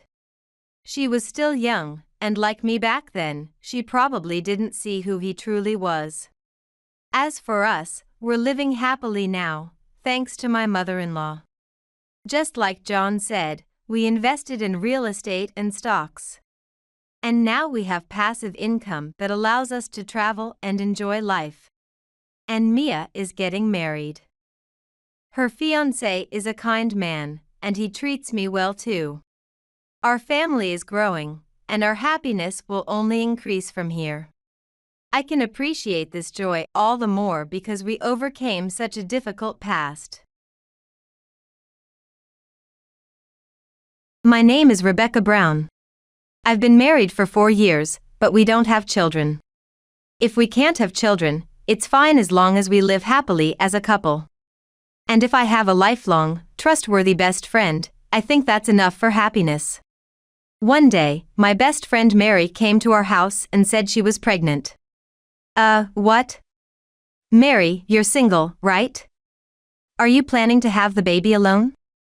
I don't plan to have it alone. Looking at my husband, he seemed not so much surprised as he was laughing like he knew everything already. I thought, did he know about this? Not planning to have it alone means you're getting married, right? Oh, so you're finally getting married. Congratulations. That's wonderful. At that moment, I was genuinely happy. Raising a child alone is hard, so getting married seemed like the best option. So, who was the lucky guy? President candidate. Wow, really? Good for you. You always said you wanted to marry a rich man. So you finally caught one? Yes. So, the fortune is mine. The future is secure. Saying this, she smiled challengingly. And then, she made eye contact with my husband Steve. Seeing this, I couldn't help but think, wait. Is this? No, it can't be. Probably my face showed my disbelief, because Mary said mockingly. Yes, the guy is your husband, Steve. What? I turned to my husband in shock, and there he was, making a mocking face too. I prioritized having children. I want a divorce. A dream. I pinched my cheek, but there was no waking up from this reality, and the pain told me it was all true. What do you mean? It's pretty clear. Staying with you, there's no chance of having kids. No kids means no successor. Basically, you're useless. If you divorce me, you'll be in trouble, you know? No trouble at all. I'm guaranteed to be the next president. Indeed, my husband is a candidate for president. But that's just it, a candidate. If he divorces me, he would likely be removed from contention. However, it seems he hasn't considered that at all. That company is already mine. When I become president, I'll kick your father out of the company. I'm sick of him holding me back. Then, the child we'll have will be the successor. With that, the company's future and ours are secure, all thanks to Mary. Are you serious? Of course. I've been waiting for this chance. Even though you're not president yet? I will be soon, so there's nothing to worry about. With that, my husband sat back smugly, and Mary smiled satisfactorily next to him. To think I believed you were my best friend, and you'd steal my husband. Until now, you were the rich girl, and I was the poor one. I endured this unfairness. Whenever we went shopping, I could only afford cheap stuff, while you shopped at expensive stores. Do you know how frustrating that was? I can't wait for your father to be kicked out of the company so our roles can reverse. I'll shop at luxury stores, and you'll only afford discounted goods. How exhilarating that will be. You're lying. You stole someone's husband just for that? You wouldn't understand my frustration, so you say that. But it's really lucky you're infertile. Me, infertile? Since you can't have kids, that means you're infertile. That's right. You're infertile, so there's nothing you can do. It's not my fault I strayed, you couldn't have kids. As a president candidate, it's also my duty to have a successor, after all. So what happens if we divorce? Nothing much. Even if you are the president's daughter, it will soon mean nothing. So, you really think that? Yes, I do. You're worthless. Value. Well, fine. If that's how it is, let's get a divorce. I never dreamed my best friend would take you. But if that's your relationship, it's better you two marry for the sake of the child. I felt a great fatigue and was resigned to whatever came next.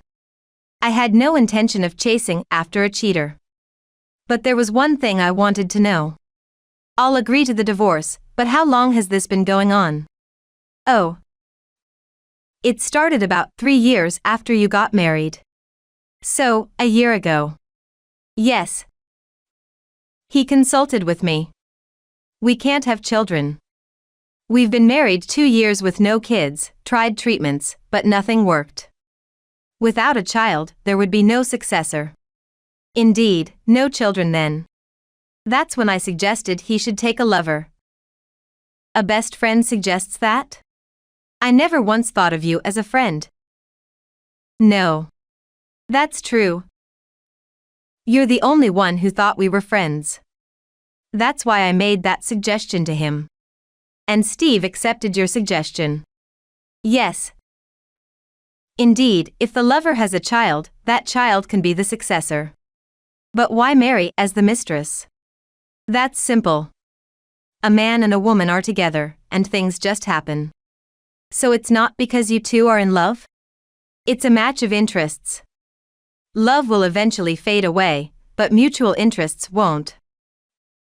So, I'll have Mary bear my child, and that child will be my successor.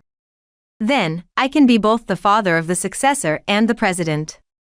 In my old age, I can pass the president role to my child, and we will be secure. Calculating. Whether it's calculating or not, as long as we're happy, that's all that matters. Is that truly happiness? Happiness is different for everyone. You're just accepting it, aren't you? Your marriage to me was similar. Our marriage? Yeah, you might have felt love for me, but I never loved you. The only thing I loved was your background. A big company president as a father. Without that, marrying you would have been unthinkable. So that's why you were cooperative with the fertility treatments? Yes, exactly. We needed to find out where the problem was. If it turned out I was the issue, then there would be no hope for a successor. If I couldn't have children with a mistress either, then I'd have to think of another strategy. So, I definitely wanted to clear that up. But, in the end, it turned out I'm not to blame at all, so I could confidently go ahead and have a mistress. I see, that's how it is. Now you understand, right? I don't love you. Now that things are clear, please sign the divorce papers. Fine. Being married to someone who doesn't love me is unthinkable. And, I'll take this house. This house? Yes, this house. There's no mortgage, and it doesn't cost me anything to keep it. There's no reason not to take it. Fine by me. I don't care. Great, I'll live here happily with the child and the three of us. By the way, is the baby a boy? It's not certain yet, but it's probably a boy. What if it's a girl? If it's a girl, then we'll just have to have a second one. Then, I'll marry her off to a corporate heir. A marriage of convenience.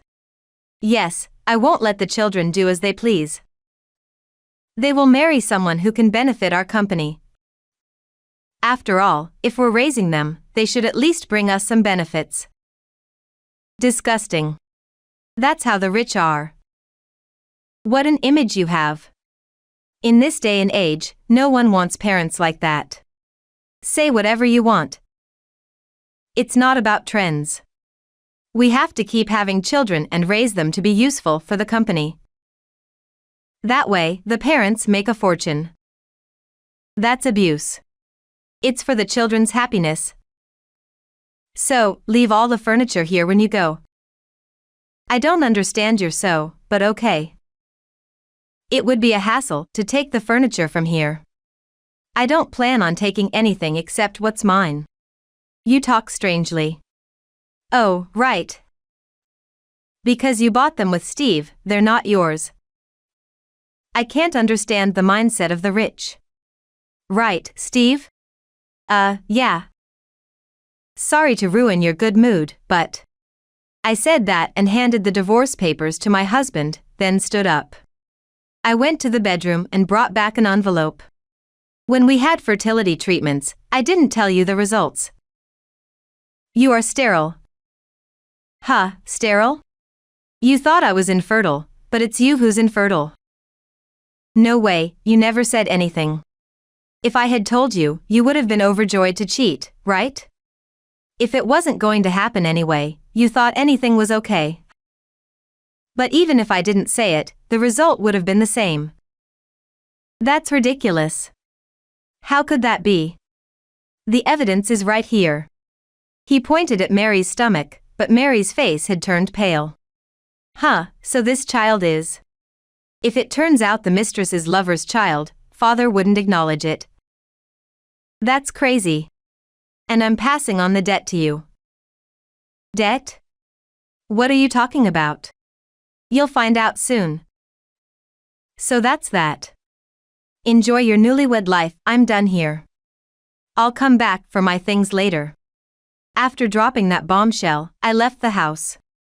From inside, I could hear Steve's serious voice. What do you mean I'm sterile? If I'm sterile, how could you get pregnant? Whose child is it? That's. There was another man besides me? That's. Tell me everything, spill it all. Stop, don't be violent. I'm pregnant. If the child isn't useful, then there's no point. Why were you cheating with another man? But I just really wanted to get married.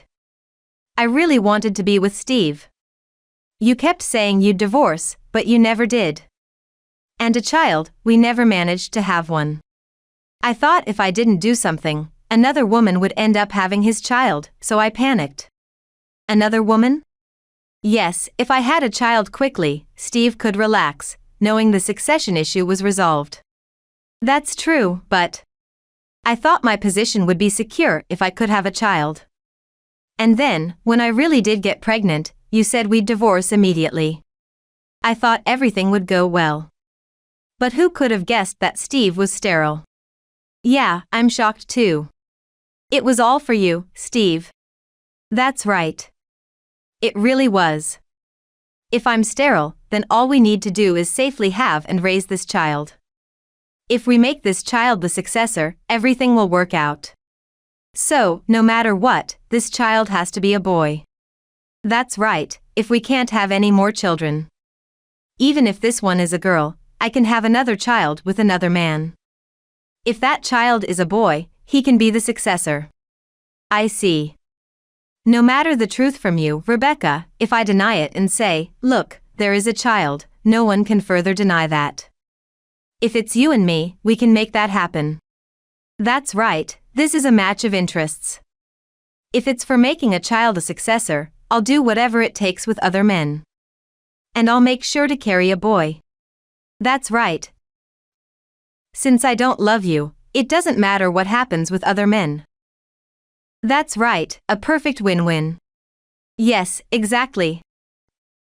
Win-win. Rebecca has no children. No matter how things turn out, they have to make this child the successor. That means they have no choice but to make me from a president candidate to the next president. Just to clarify, there's no chance they'll make Rebecca the president, right? That won't happen. No matter that Rebecca is the daughter, she's a woman.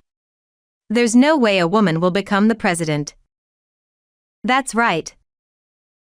A woman as a president, especially of such a large corporation, just doesn't happen. Yes, that's right. So, you must safely deliver the baby in your belly.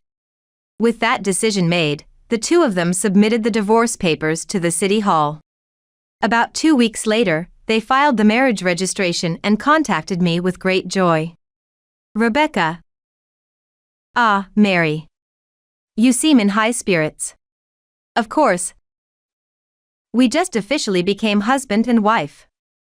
Now there's nothing to worry about. What were you worried about until now? After stealing someone else's husband. You don't think another woman could take him just because you're married, do you? Even if he is taken, I won't agree to a divorce. He can play around elsewhere as he likes. I'll do as I please too. Is that what marriage is? Yes, it's the new form of marriage. If that works for you, then fine. I can't understand it. You're just too rigid. Anyway, congratulations. Now I'm soon to be the president's wife. How about it? Want to go shopping together sometime? You're still the president's daughter, so you can shop elegantly, right? Sure, I'm not short on money, but I'll absolutely not go shopping with you. No need to hold a grudge. I'm not holding a grudge. I just don't need to hang out with someone who's not a friend. Well, that's fine. Do as you like. I've secured my seat as the wife of a large corporation's president, Is that why you called? Yes. I just had to tell you. I see, well understood. I'm busy, so I'm going to hang up now. After hanging up, I looked at the disconnected smartphone and smiled. This is just the beginning. I'll teach you just how selfish and full of holes your actions are. Be prepared. Muttering this, I started to act on a certain plan. A few days later, I called Steve to initiate my plan. Long time no see. Congratulations on your marriage. Hey, thanks to you giving up on me, we're happily married over here. Is that so? By the way, please return the house. What? Return the house? After all this time? You said you didn't want it. I never said I didn't want it. When you said you would take it, I just said I didn't mind. That's why I emphasized it so many times. Me not minding means I don't know about anyone else's opinion. What? What are you talking about? That house is yours, right? I can't afford such a large house. That house is my father's asset. The president's? Yes, when my father got married, he lent it to us for free. So now that we're divorced, it needs to be returned. That's ridiculous. You might think so, but this is reality. You just didn't know the reality. So, you're telling me to get out? That's what it comes down to. All the furniture in that house was bought by my father, so you can't take anything with you. If we're kicked out of here, where are we supposed to go? We're about to have a child. That's your problem, so I don't know. Can't you do something? No, I can't. If you stay there, it'll lead to a lawsuit for unlawful detention. Unlawful detention? You're going to be the president, so it's better for you not to be questioned for a crime, don't you think? That's true, but if you become a criminal, your dream of being the president will vanish. So, it's decided that I'm going to be the president? Yes, you're going to be the president. That's great. Then, there's no problem leaving this house. I might as well rent a luxury apartment. Well, it's up to you what you do. Do you know when the official appointment will be announced? The one about me becoming the president. It should be very soon. Is that so? I'm really going to be the president, huh? It has to be me, no one else could be the president. Congratulations. Ah, thank you. Despite the divorce, you still care about me, you really did love me. I thought. As if. How could you even think I loved you? What an idiot. However, Steve happily ended the call. Sometime later, Steve received his appointment. But the document appointed him as the president of a subsidiary, not the main company. Why am I being sent to a subsidiary? It was supposed to be the main company's president. Upon hearing it was a subsidiary, Mary was furious. No, it's just the first step.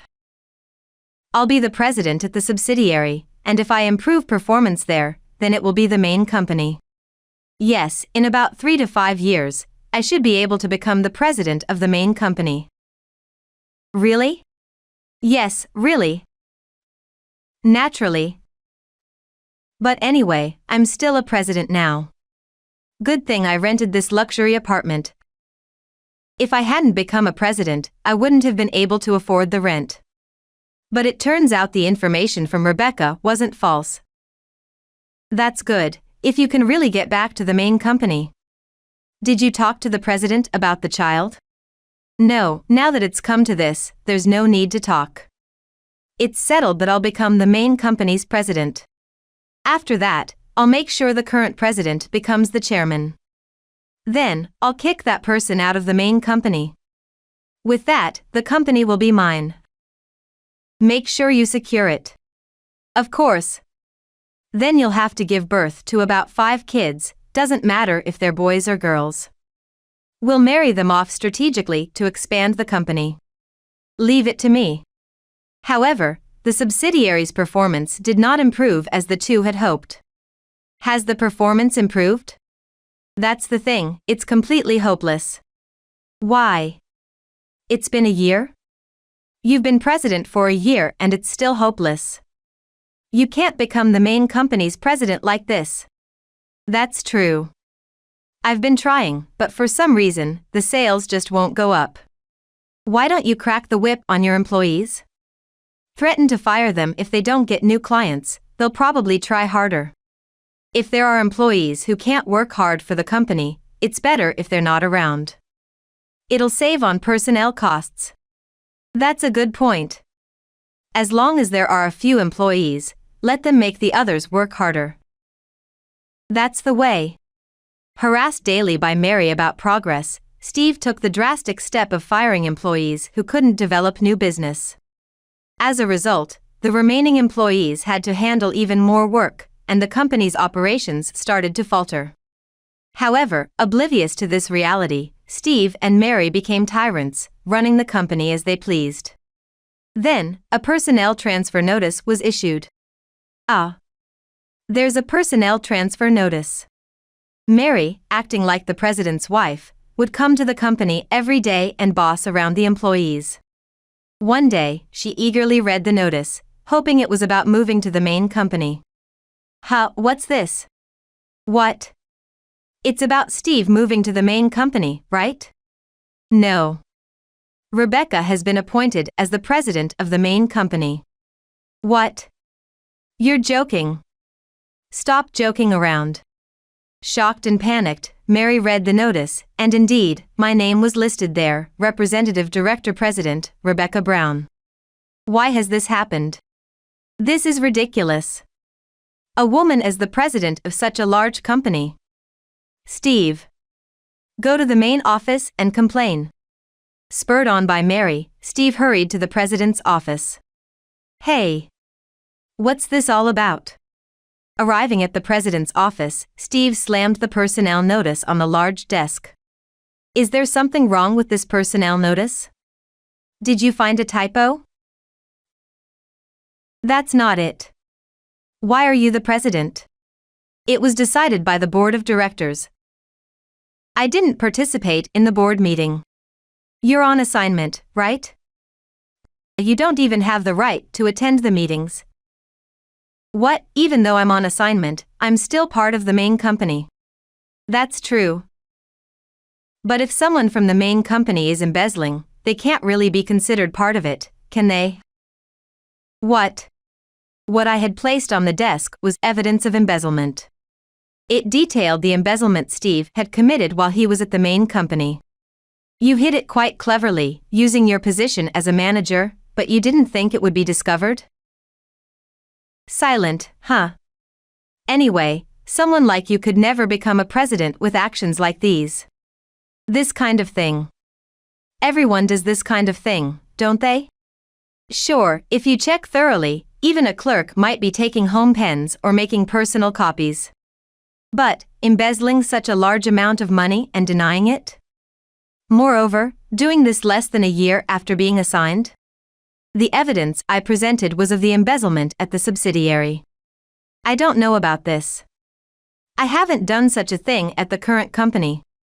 Do you think I can believe that? This isn't something I did.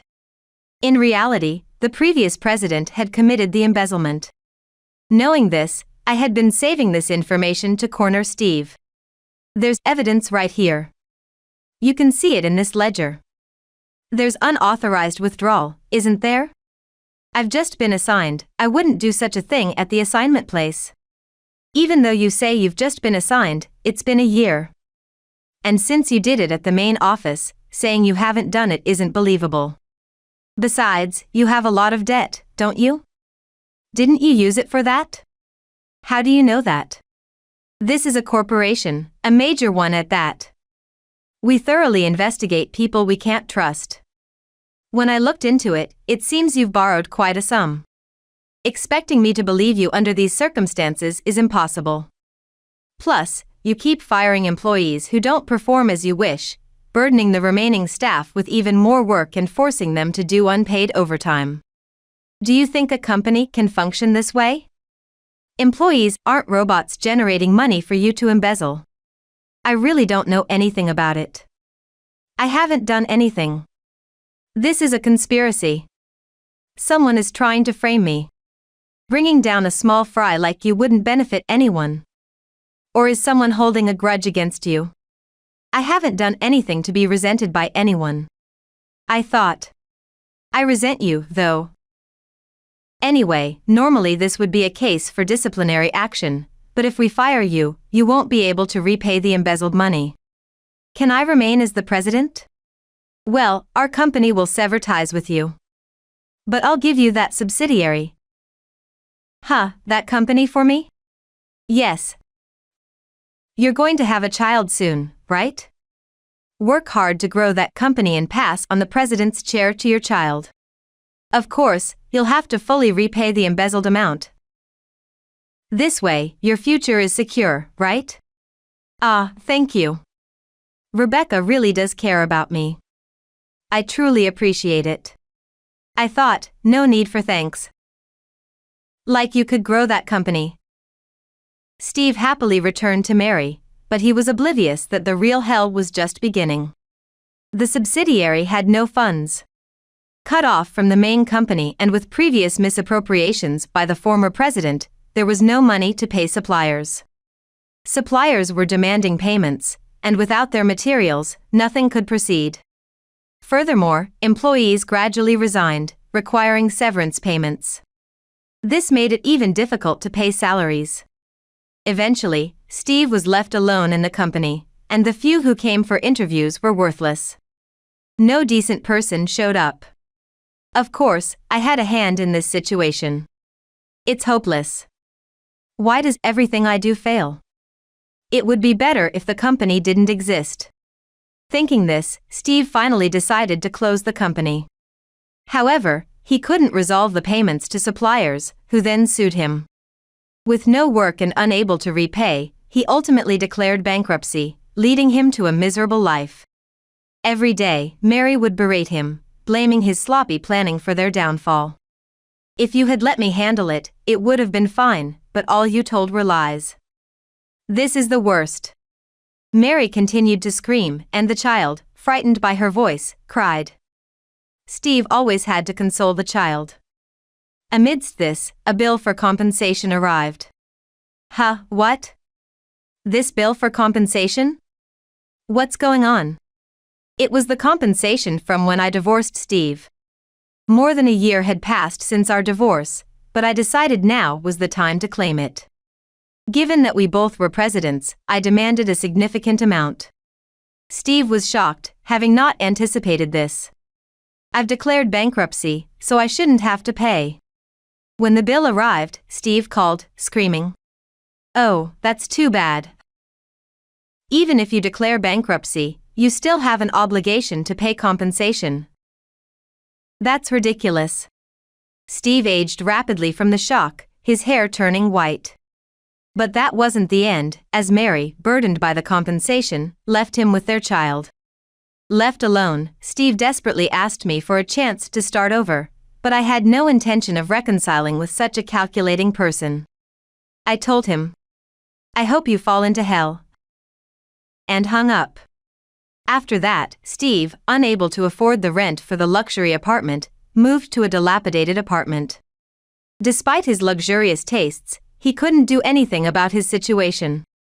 He tried to start over, but the only company that hired him was a small sales firm.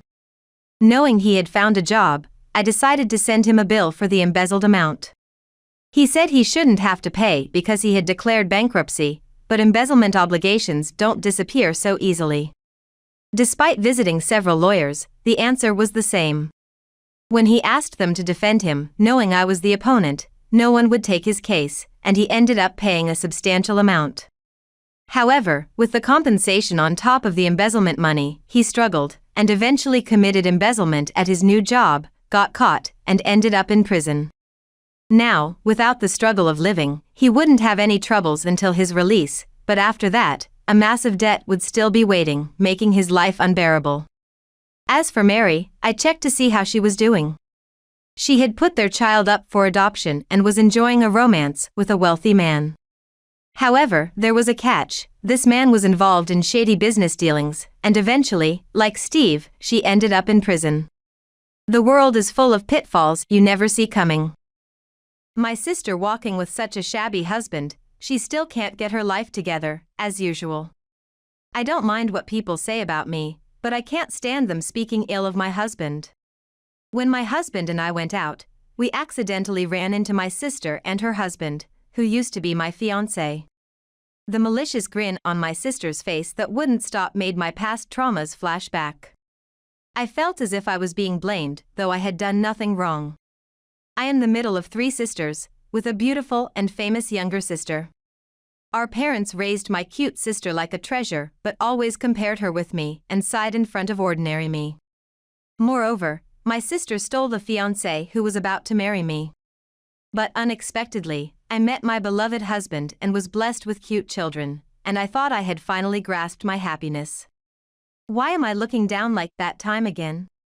You always looked down on me like that, didn't you? Those words slipped out of my mouth after years of not seeing my sister, and she laughed scornfully. Big sister, you were so miserable and pitiful, it was unbearably funny. My hands are trembling. Is this from sadness, or is it from anger? If I were my former self, I would be sucked back into those negative emotions. I decide to break free from the past. I raise my head and look straight at my sister, who was once called a beautiful girl, but now her resemblance has faded. This is a farewell.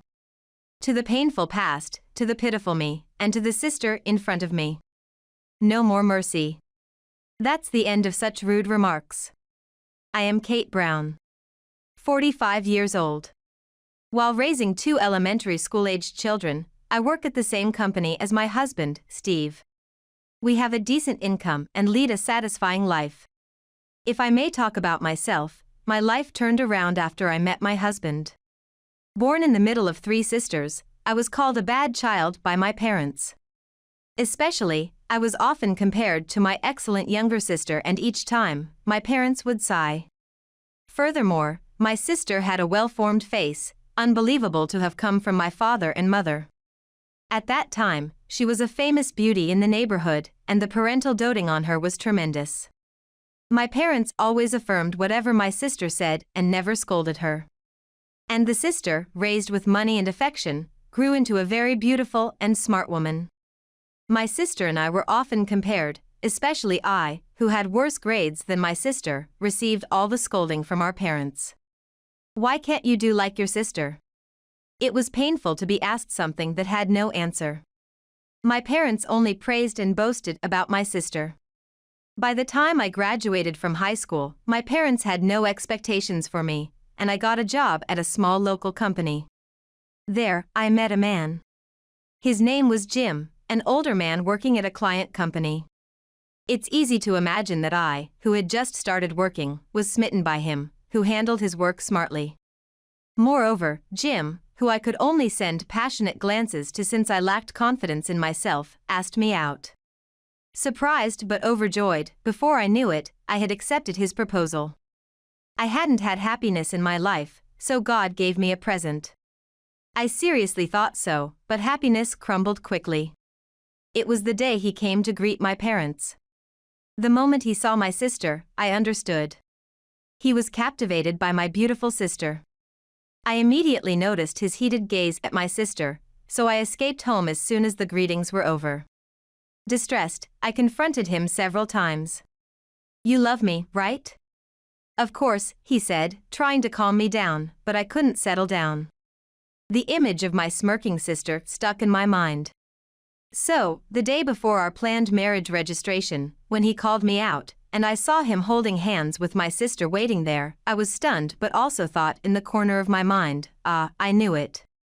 I don't remember what the 3 of us talked about. Maybe the shock was too great, and my brain wasn't working. I only understood that he and my sister were going to get married, and my sister's words. "He is too good for you, big sister." Then, when my sister suddenly announced her marriage, my parents didn't oppose it, rather, they were more delighted than when I announced my marriage. Indeed, my parents only saw my sister. Losing my fiancé and feeling like I had lost my family, I couldn't recover from the sadness and became confined to my room. I was in so much pain I wanted to disappear. But only my kind sister, who had always been kind since childhood, stayed by my side, allowing me to recover little by little. I really can't thank my sister enough. Then, as I was wondering what to do next, my sister suggested I move out, taking this as an opportunity. With no lingering feelings for my parents or my ex-fiancé, I decided to move to a faraway town as my sister suggested. When I submitted my resignation, a boss mentioned that he had a connection in that town and offered to introduce me to a job. It was an offer I couldn't wish for more, as I was looking for a new job at that time. When I went to the introduced workplace, the boss's acquaintance waiting there introduced himself as Steve. He was a seemingly unimpressive man, 6 years older than me. However, one time, when I brought canned tea to tea-loving Steve, his narrow eyes softened further in thanks, and I felt a liking for him. After that, though I thought I had had enough of romance after the incident with my former fiancé, being enveloped in Steve's gentle atmosphere made it natural for us to start dating. The time we spent together was very calm, and just sitting and talking in the room made me feel fulfilled. When the number of years we had been dating was about to hit double digits, Steve proposed to me. Honestly, I was surprised by the proposal because I had somewhat given up on marriage, but there was no reason to refuse. Steve knew about my family situation, so he didn't inform my parents and had a small wedding just for the two of us. The ceremony in a small church surrounded by greenery, blessed by sunlight filtering through trees, was very romantic. Furthermore, I, who was 35 at the time and had given up on having children due to my age, was fortunately blessed with 2 children soon after. A cute girl and a boy. I was moved by the small lives I held in my arms and vowed to love them equally. Raising children was hard, but one day, when the children were at school and we parents had been busy recently, we decided to take a day off. We didn't have anything particular to do, so we decided to go shopping while taking a walk. Walking through the town alongside my husband, who was wearing a well-worn workman's kimono that had completely lost its shape, we were having a trivial conversation when an unfamiliar voice called out. No, it wasn't an unfamiliar voice. Because the voice clearly said, "Big sister?" When I looked in the direction of the voice, there stood my sister, whom I hadn't seen in a long time. It really is Big Sister. It's been years. I'm happy to see you. Why are you here? We moved. Hey, Jim. It's been a while. Were you doing well? Jim, my former fiancé, was standing next to my sister. I was so surprised that my mouth went dry and I couldn't speak properly. Who is this? My sister seemed more interested in my husband standing next to me than in me. She slowly looked my husband up and down from head to toe. Nice to meet you. I'm Steve, her husband. No way. Big sister, you were married. My sister looked surprised for a moment, but soon nodded and said, then. Hey, big sister. We live nearby. Won't you come over? No, but. It's okay, right? Jim. If you say so, I guess it's okay. We'll entertain you, okay? Despite wanting to refuse, my sister forcefully pulled my arm, and I was still unable to articulate my words properly. Thus, my husband and I were dragged to the tallest high-rise apartment building in the area by my assertive sister. Please have a seat. I'll make some tea right now. The apartment my sister brought us to was on the top floor of a high-rise building. It had large windows that offered a panoramic view of the city, filled with a sense of openness. However, the strong perfume smell, the same as my sister's, permeated the room, making it hard to stay long.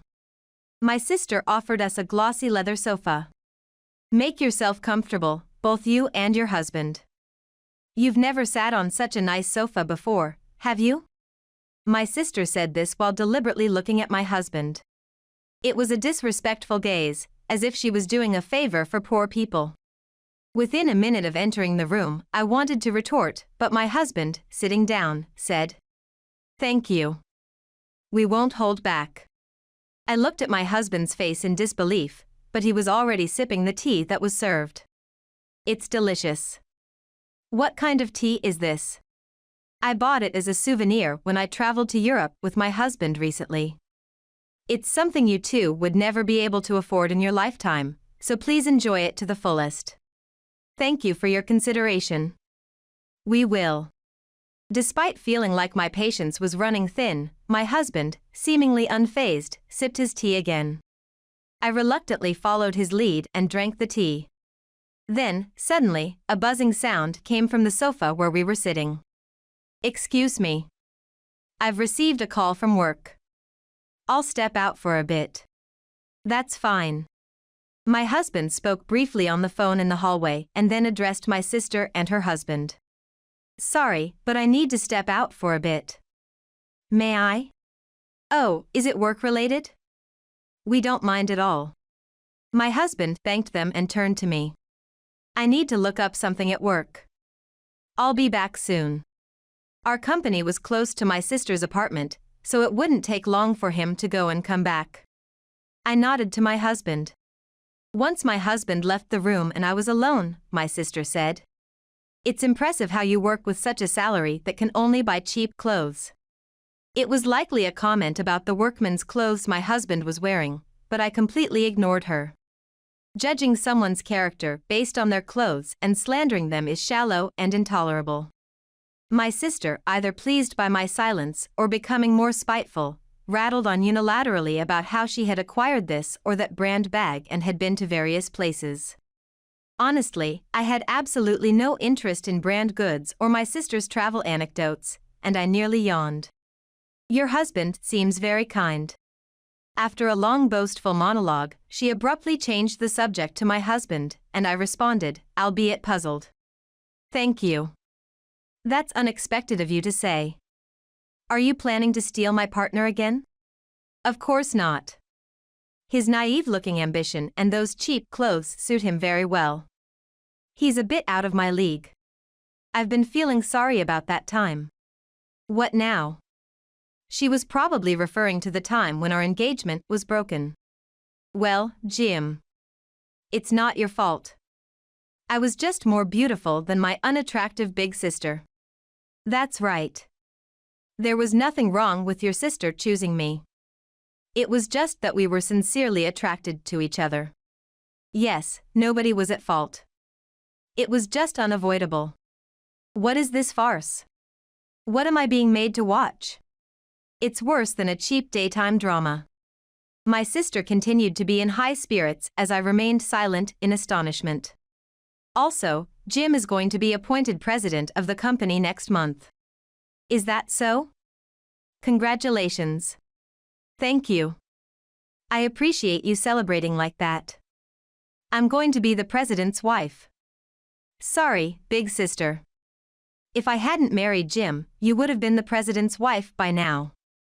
Don't feel bad, okay? My sister, clearly not feeling bad at all, showed a triumphant smile. I don't think anything of it, so don't worry. Oh, putting on a brave face? I'm not just putting on a brave face. Oh, really? Even with such a difference between us sisters? While I'm becoming a president's wife, you, at your age, are walking around during the weekdays with a husband dressed like that. My sister laughed mockingly. As usual, your life isn't going well, is it? Faced with my sister's blatant disdain, I remembered my childhood memories and somehow felt everything made sense. Thinking back, my sister, who had always appeared well-mannered, had enjoyed seeing my misfortune, but she had never explicitly expressed malice towards me like this. You've always thought of me that way, haven't you? That's right. Miserable, pitiful, and unbearably funny. Miserable. Indeed, the word suited me when I was at home, disparaged by my parents and having lost my lover. The memories of my unhappy childhood were enough to make me bow my head. However, at that moment, the doorbell rang unusually loudly. My sister opened the door, and my husband came in. Sorry to have kept you waiting. Holding a bag that he didn't have when he left, my husband, who had returned from work, sat next to me and glanced at me with concern. That's right, his calm kindness had indeed healed my once wounded heart. Wanting to reassure him that I was okay, I nodded my head once. I was done being silent and looking down. Is the company where your husband is going to be appointed president here? I took documents out of my husband's bag and spread them out on the table. What's this all of a sudden? How do you know about this? And what is this paper? Indeed, it was so. You'd be wise to shut that disrespectful mouth of yours right now. What did you say? My sister, apparently surprised to be contradicted by me, her expression that had been smug and boastful throughout turned bright red in an instant. Who are you talking to like that? That's right, what's with the sudden rudeness? We invited you here thinking you are the wife's sister. I didn't ask for this. After what happened before, do you think I'm happy to be talking with you? Indeed, you were shocked by what happened back then. I'll say it again, it wasn't your fault. It was just that your charm was less than my wife's. Huh? Say it twice? What are you talking about? Oh, it's about the time when your husband wasn't here. Your wife seemed to be very sad that she couldn't marry me, so I was just consoling her. How could I have ever considered marrying such a man? Suddenly, I felt a chill. Oh. That's quite different from what I've heard. My wife told me about a man who had promised to marry her but cheated right before the registration. That's because she wasn't attractive enough, so I told her not to worry about it. The moment Jim said those words, my husband Steve's face took on an unusually stern expression. Please stop insulting my wife. I didn't mean to insult her. I just meant that she suits a plain man like you. That's right, that's right. A big company president like Jim matches someone like me. Speaking of which, congratulations on becoming president. Ah, thank you. If you ever have trouble with money, just let me know. I might consider giving you a little help. Well, it looks like we're going to have a long relationship. My company is going to acquire yours. What? At my husband's remark, my sister and her husband looked absolutely foolish. Their previously babbling mouths were now awkwardly half open, completely motionless. A brief silence ensued. The first to reboot was my prideful sister. What silly things are you saying? You're just jealous of us, making up such vulgar lies. That's right. Stop joking around. My sister and her husband started making a fuss together. Amidst their clamor that threatened to spill the expensive tea on the table, my husband calmly slid his business card in front of them. Let me reintroduce myself. On my husband's business card was the name of a competitor company of Jim's employer, along with the title CEO. CEO, director? Huh? I can't believe someone dressed so cheaply could be a president. As for the clothes, it's a day off today. Moreover, no matter what my position may be, people like you who judge others by their clothes have no right to say anything. What did you say? My husband often wears workman's clothes because they are light and cool. Despite their being worn and shapeless, my sister has imposed a great deal of prejudice on him. It's his freedom to wear whatever he wants when not in a public setting, but she, crazily shouting lies and unable to understand that, looks downright ugly in her rage. Lies. I can't believe it. President? You're a president like me? Oh. Aren't you just scheduled to become a president, not one yet? Shut up. That doesn't matter. What's this about an acquisition? I don't know anything about it. You don't know? That's funny. Then, you're also unaware that your own company has been performing so poorly that it can't recover on its own? Huh? That can't be. I see. It seems we need to reconsider some personnel decisions. Wait. Don't rush the conversation. Actually, I just received a report at the company that the acquisition negotiations are likely to materialize. You might not believe my words, but perhaps you'll believe the people at your own company. You should check with them. What did you say? Whether Jim liked it or not, a soulless electronic tone rang out. It was Jim's smartphone. Hesitant to answer due to the timing, Jim, urged by my husband, cautiously picked up the phone. Jim's face turned increasingly pale, and sweat began to bead on his forehead.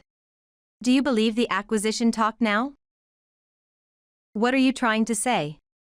I wonder why your company's performance is so poor. Even if we hadn't seen each other for a while, we are indeed sisters by blood. That's why I understood when my sister averted her eyes when I asked about the poor performance. You took advantage of Jim's lack of knowledge about the company, didn't you? It must have been easy for you. I've thoroughly researched the company we're acquiring, so don't think you can talk your way out of this. My sister must have understood what I was talking about as she, too, turned pale. Looks like it's time to end this tea party. Shall we go home? That's why I advised her to keep her mouth shut.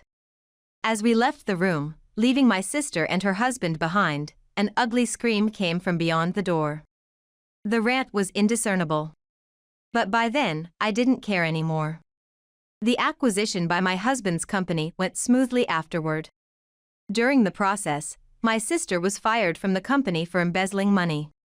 In fact, I work in the department that was advancing the acquisition plan at my husband's company, and during our investigations, I discovered my sister's wrongdoing.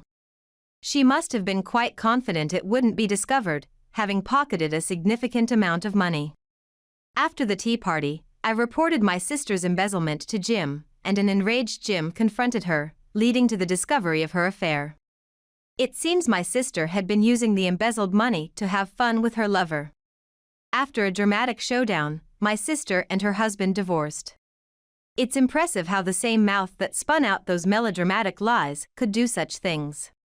By the way, I know what happened to my sister afterward because, after being divorced and kicked out of her home, she came crying back to our parents' house, and my sister told me so. My sister and her husband now hold the real power at home and had thoroughly turned her away. My parents were still alive and argued that it was pitiful for my sister, but when my sister said she would stop supporting them financially if they let my sister stay, they immediately backed down. Despite their previous doting on her compared to us. I didn't care about my parents anymore, but even I was amazed by this. Having lost her job and partner, and left with only debts from the alimony for her affair, my sister couldn't get help from anyone and is now living a meager life while repaying her debts. Actually, I think I might help her if she comes crying to me. After all, thanks to her stealing my fiancé back then, I now have a happy life surrounded by my kind husband and beloved children. My name is Megan Anderson. I got married right after graduating from college and had a child 3 years later. But we divorced soon after. 3 years have passed since then. And now I work at a real estate agency. My ex-husband, Billy, showed up and scoffed at me. What, you work at a place like this? Ah, welcome. Idiot, you think I'd rent a cheap room like this? I've remarried, and now I'm the son-in-law at a hotel. I'm set for life. I don't deal with poverty. If you're not here to rent, why did you come? I was just passing by. Then I saw your poor-looking face working here. So I thought I'd show off how rich I've become. Billy laughed, thinking he had become wealthy, and acted arrogantly. I can't believe this man was once my husband. It was a youthful mistake. Why did I marry him? It all started when we dated in college. We started dating as soon as we entered college, and he proposed just before graduation. When I told my parents I wanted to marry, they said it was too soon. Billy's parents thought the sooner, the better. They also said we should have children right away. Eventually, under pressure from Billy's parents, the marriage was arranged. And we had a family meeting. Billy's parents were adamant that we should have children immediately and that they had to be boys. Hearing this, my parents did not approve of the marriage. However, I loved Billy and decided to go ahead with the marriage against my parents' wishes. It was right after we registered our marriage. "Let's live at my parents' house." Billy suddenly suggested this. I wanted to live alone with him for a while, but he convinced me we should start saving immediately because children are expensive. Although I was anxious about living with his parents, I convinced myself it would work out and agreed. However, even after a year, I did not get pregnant. And both my in-laws and my husband started to berate me. "A year has passed, and no child? You're such a failure as a wife. If you can't have children, you're just a maid. Don't embarrass me." I was attacked every day. Moreover, by that time, he started bad-mouthing my parents as well. "Your parents are really poor, huh?" "What do you mean?" It was at the family meeting. "What about your mother's clothes? How can she wear such outdated clothes? And her bag and shoes are antiques. Your father's suit is old-fashioned too. Being okay with wearing that is like hanging up a sign saying you're poor. At least if it were a manager's level, it'd be okay. But that's like a regular employee, isn't it? Such things. You're a child, so you wouldn't understand the truth, huh?" It's pathetic. I don't want to associate with such poor people. So I won't have any family relations with your parents. Not only my husband, but also my in-laws said the same. And I could no longer visit or contact my own family. However, when I checked how much my husband was earning, I found that while my father-in-law was a civil servant, my husband was just a factory worker at a small, unknown company. It wasn't a family that could talk big about others. Yet, he was adamant about not dealing with poor people, which made no sense. As a year passed and the second year was about to end, I realized I hadn't gotten my period. With a little hope, I visited the gynecologist and heard the doctor say, "Congratulations, you're pregnant." Overjoyed, I returned to my parents' house and informed my in-laws and husband, who were all delighted. This made me feel recognized as a wife. I thought this child would bring happiness like an angel. After that, they started treating me as a valued wife. When it was time to confirm the baby's gender, my in-laws said, "She's showing, so it must be a boy. She has a strong face, so it's definitely a boy." They didn't ask for a sex confirmation. Then, I gave birth amidst severe pain. However, "It's a girl." That was the first thing my mother-in-law said. Once she knew it was a girl, she wouldn't even hold the baby, saying that having such a child disqualified me as a wife. Moreover, she said, this child should be given up for adoption somewhere. I desperately protected my child and begged them to spare us. I was okay with being a maid, but I wanted them to save my child. Then my father-in-law said there was no need for a maid to stay hospitalized forever.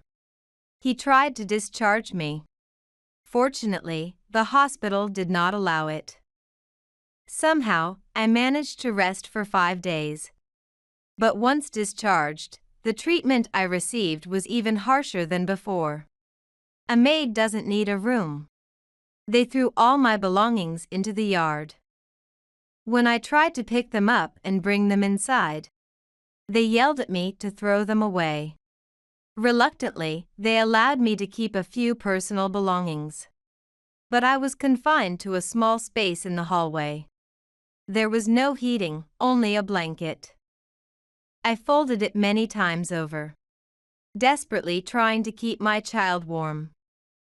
Then, one day, I noticed my child had a fever. In the falling snow, I ran to the hospital, where she was diagnosed with pneumonia. I was told to hospitalize her immediately, and I stayed as an attendant. Even so, no one came to visit. My little daughter lay in the warm hospital room, breathing painfully.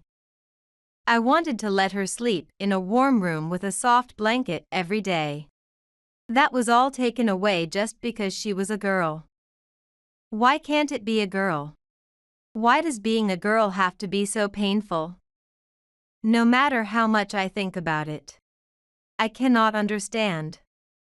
According to my in-laws, girls are useless because they marry off and are of no help. Just for that reason, is it right to deny being born a girl? It's wrong. This shouldn't be allowed. As I stroked my daughter's head, I kept apologizing to her, unable to make her happy. As her fever subsided and the day of our discharge approached, I felt fearful of returning to my in-laws' house. I thought, if we go back, she'll suffer the same way again. I don't want her to go through that. As I thought this, my husband surprisingly came. Hey, you're getting discharged soon, huh? Did you come to pick me up? Given everything that had happened, it was absolutely impossible. But maybe there was a faint hope inside me. Maybe he realized how lonely it was without the child while she was hospitalized. That's what I thought, or wanted to think. But my husband shattered that hope. Idiot, why would I come to pick you up? There's no way that would happen. Huh, then. We're getting a divorce. I don't need a troublesome kid like that. This is the end for you and me. No way. You pay the hospital bills. I said from the beginning to give that kid up for adoption. Yet, you said no. So, there's no need for me to pay. Saying that, he threw the divorce papers and a pen onto the bed. Hurry up and sign it. I can't acknowledge someone who can only give birth to girls as my wife. Truly, marrying you was a mistake. I felt like everything I had endured was collapsing all at once. Thinking that I had made my child suffer for such a person, I felt like such a foolish mother. Then, without hesitation, I signed the divorce papers and handed them to Billy. Good, now you and I are strangers. I threw away all your belongings. Don't come back. Huh, what about my child's clothes? I threw those out too. I don't need stuff from such a kid. With that, Billy left the hospital room. The other mothers in the room had heard our conversation and looked at me with pity. What should I do? I'm being discharged today. I have no money, what should I do? While I was in despair, looking at my daughter, I felt a surge to rely on my parents. I hadn't contacted them in so long, and they had opposed the marriage that I had insisted on. They might not forgive me, but still, I wanted to save at least my child. With that thought, I put my daughter to bed and went to make a phone call.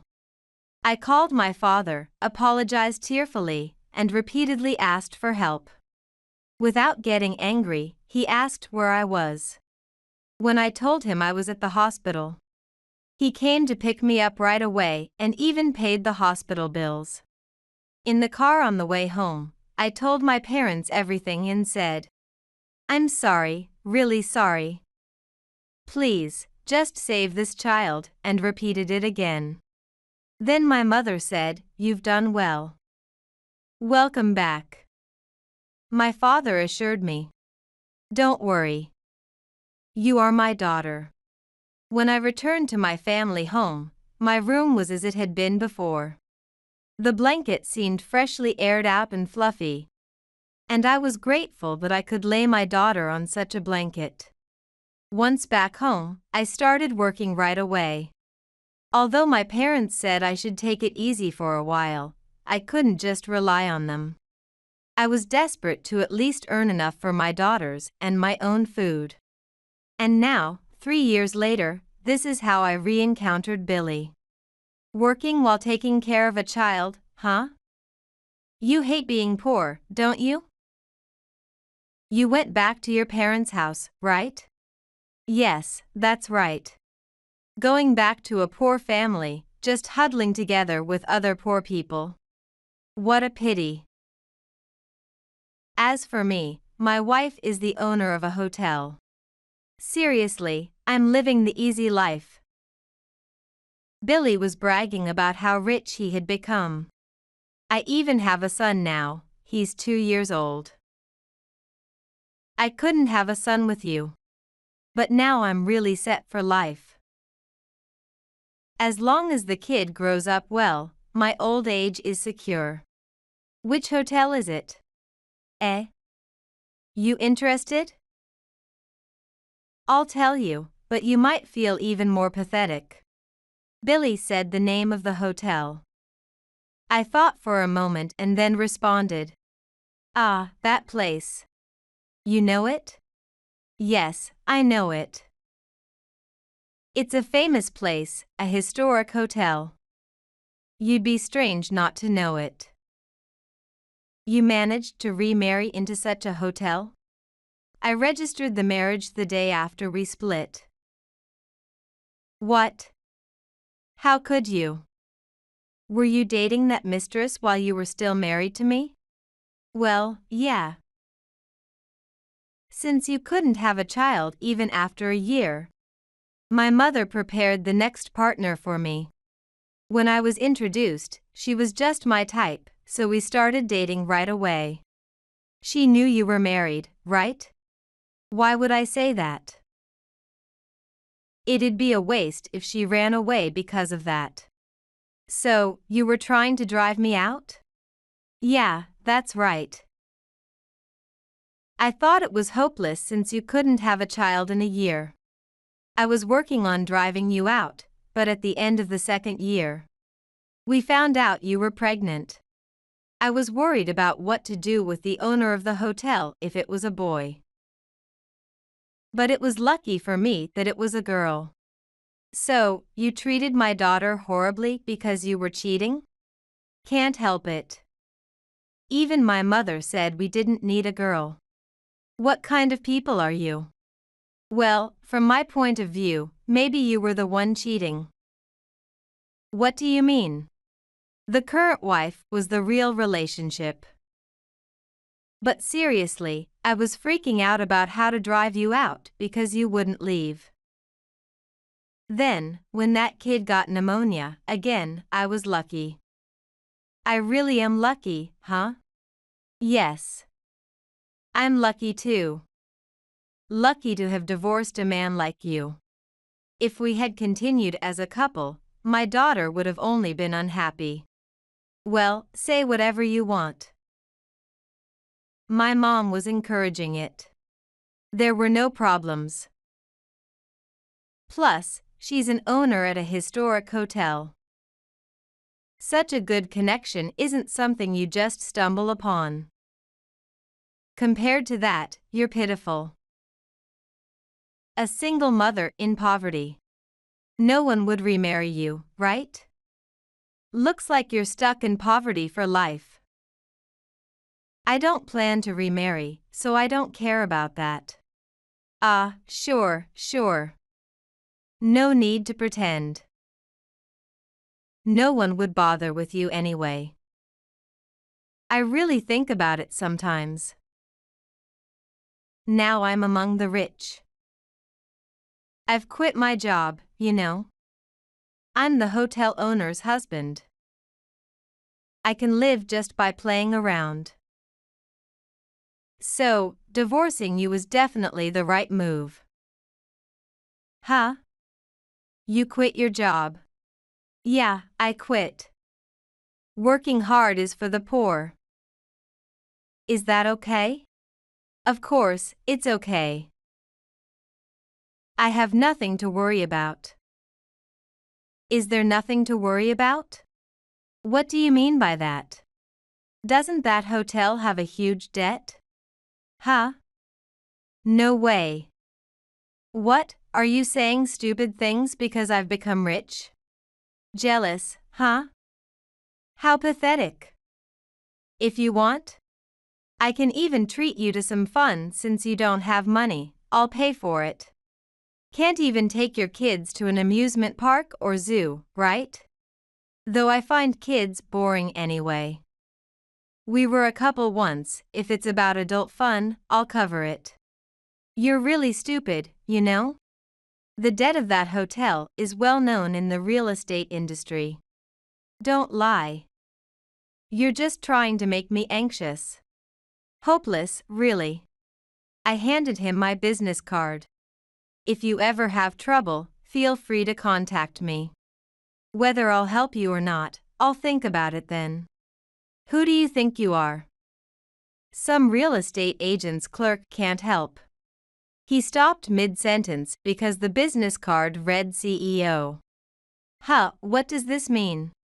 The parents you called poor own buildings everywhere. They're real estate tycoons, not just buildings but also large leisure facilities. No way. They dressed like that, how could they be so rich? My parents buy quality and use it for a long time. The outfit my mother wore then cost over $10,000, and her bag is worth at least $30,000. They repair things instead of throwing them away. They're not poor. They just understand the value of things. My father's suit then, you couldn't afford it in a lifetime. How can that be? Then why are you working here? If you're really the CEO, you wouldn't be working as a clerk. I'm not a clerk. I just happened to stop by today. But that suit, it's like what a clerk would wear. Yes, I choose such designs on purpose. There's no point in flaunting luxury to customers, right? No, that's weird. If you're a tycoon's daughter, you don't need to work. People feel alive by working. If you just play, you'll decay. That can't be right. Billy seemed taken aback but quickly recovered, trying to maintain his bravado. No. You're just a fool who can't do anything but work because you're poor at heart. It's definitely more fun to play. That's your way of life, I won't deny it, but your wife must be having a hard time. She's dealing with a huge debt, and her husband is such a mess. It's like you're living in a fantasy. I really did the right thing by divorcing you. Shut up. You couldn't even have a son, you're useless. Even if it were a boy, someone like you wouldn't make a difference. Besides, it takes two to make a child. Sure, your current wife had a boy first. But wouldn't a hotel value a girl more? What? Billy's face darkened, but he quickly returned to normal. Maybe divorcing you was a mistake. Why? If you're really a real estate tycoon's daughter, you must have more money than a hotel keeper. Yes. But I can do what I love thanks to my current wife. So, I don't think it was a mistake. And I had a son. Hope it doesn't go bankrupt. Billy left after that, but half a year later, in a panic, he contacted me saying, I need to see you. There was no need to see him since we were divorced. But it seemed like that time had come, and I felt like seeing his pitiful face. When I arrived at the agreed place, he looked drastically different from half a year ago. With messy hair and a worn-out t-shirt. Utterly poor-looking despite previously hating such a look. It was clear the hotel was in serious trouble. Shall we have coffee at a cafe? Billy never drank vending machine beverages, so I asked, but he shook his head. No, I don't have money. Let's sit on a park bench. What a change. I'll treat you, if your pride allows it. I don't have pride anymore. Billy laughed self-deprecatingly. So, what did you want to talk about? I need help. What happened? Actually, without my knowledge, my wife incurred a debt of $4 million. $4 million, that's huge. Yeah, it's too much, I don't know what to do. You mentioned the hotel had debts. Was it about these $4 million? I didn't know it was $4 million, but I heard it was a substantial amount. How am I supposed to repay $4 million? Well, why did she borrow so much? She thought if we renovated the hotel, more customers would come. So, she borrowed to fund the renovation. $4 million for renovations? I don't think so. That seems excessive. There were also operational funds for the hotel. Apparently, she did a lot of things. I see, that's tough. Too tough. So, I need the money to pay it back. I want you to lend me some. If you borrow to pay it back, how will you repay me? That seems impossible. I'll make sure more customers come. Even though you hate working? I can't say that now. Lacks credibility, doesn't it?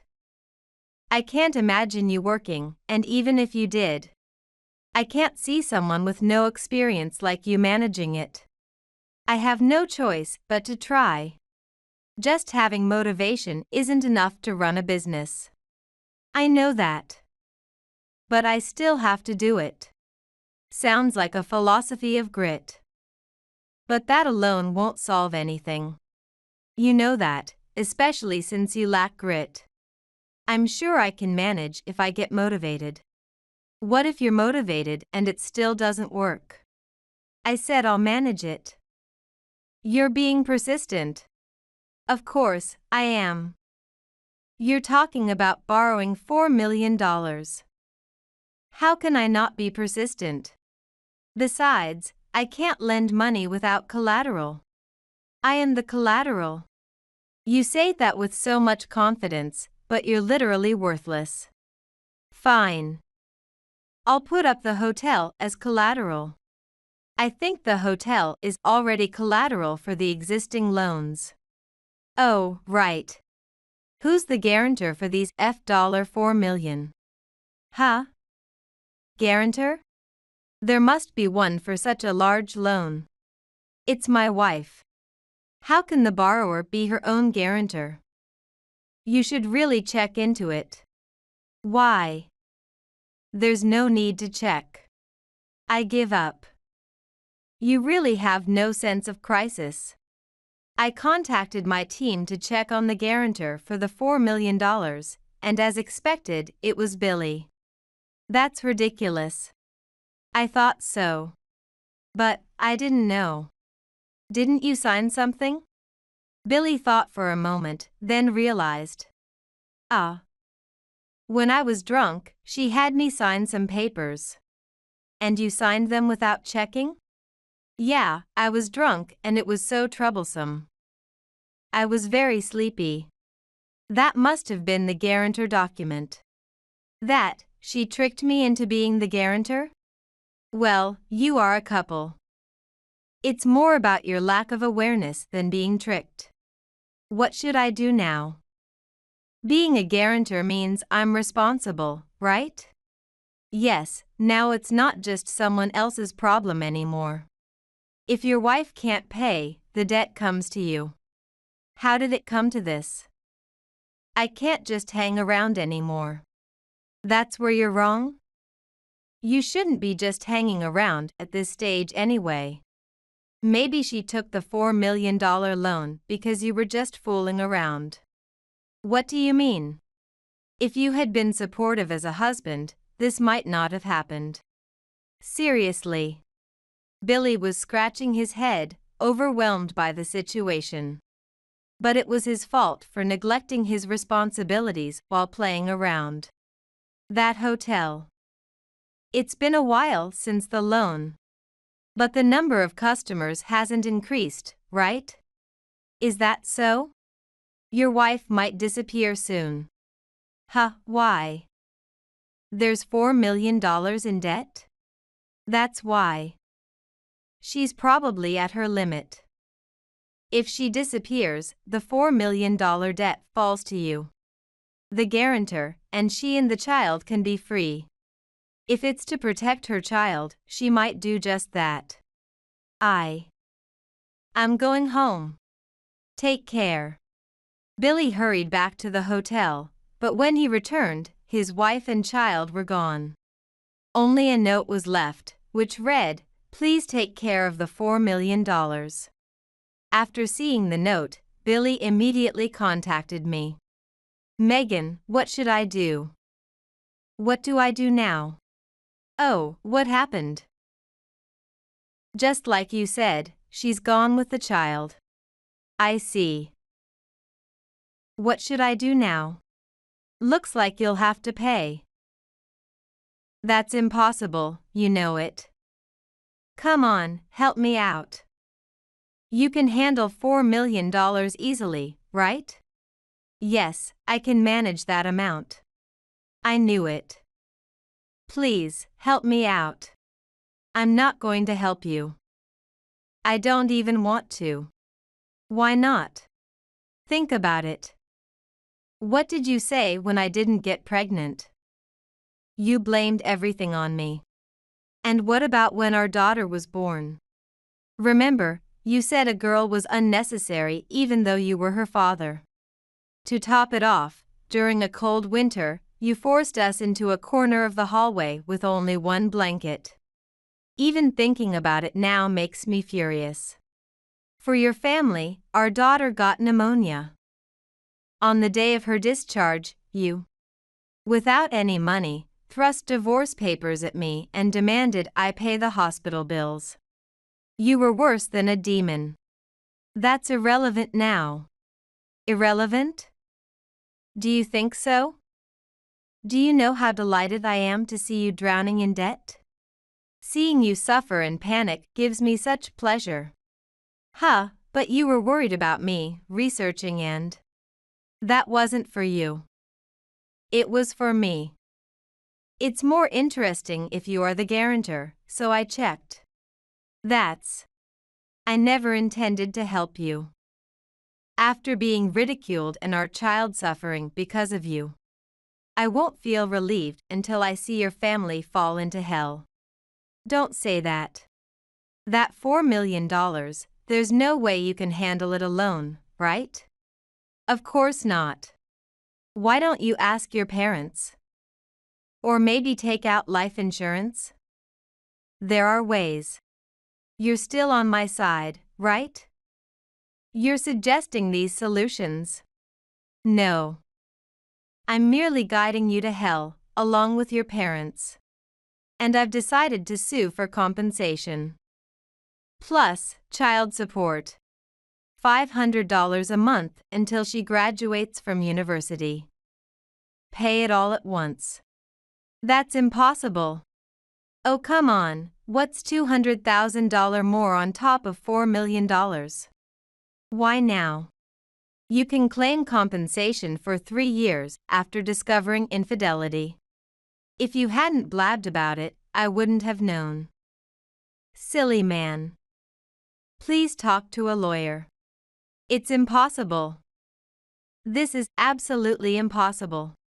Not my problem. It's your fault for underestimating women. Compensation was paid in full, but of course, paying the child support all at once was impossible. He promised to pay monthly once he started working, so for now, I agreed to wait. However, if he fails to pay, I will have his wages garnished. Despite having more than enough money, I can't forget the suffering my daughter endured until I see Billy fall into hell." Billy, who hates working, is now back at the factory, working day and night shifts. While he does transfer $500 monthly, it seems difficult to repay $4 million with just his factory salary. Upon investigation, he has been participating in pharmaceutical trials and risky jobs.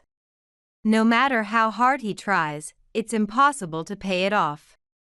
And he should just declare bankruptcy, but his misplaced pride won't allow it. His parents, once proud of their heir, Billy, have cut ties with him, likely to avoid the hell of debt descending upon themselves. As for me, I continue to thrive as a real estate company president. I never thought I'd become a real estate president, but I enjoy my job. I still live with my parents, and my daughter seems very happy to be with her grandparents. Every day, seeing my daughter's smile, I know divorcing was the right decision.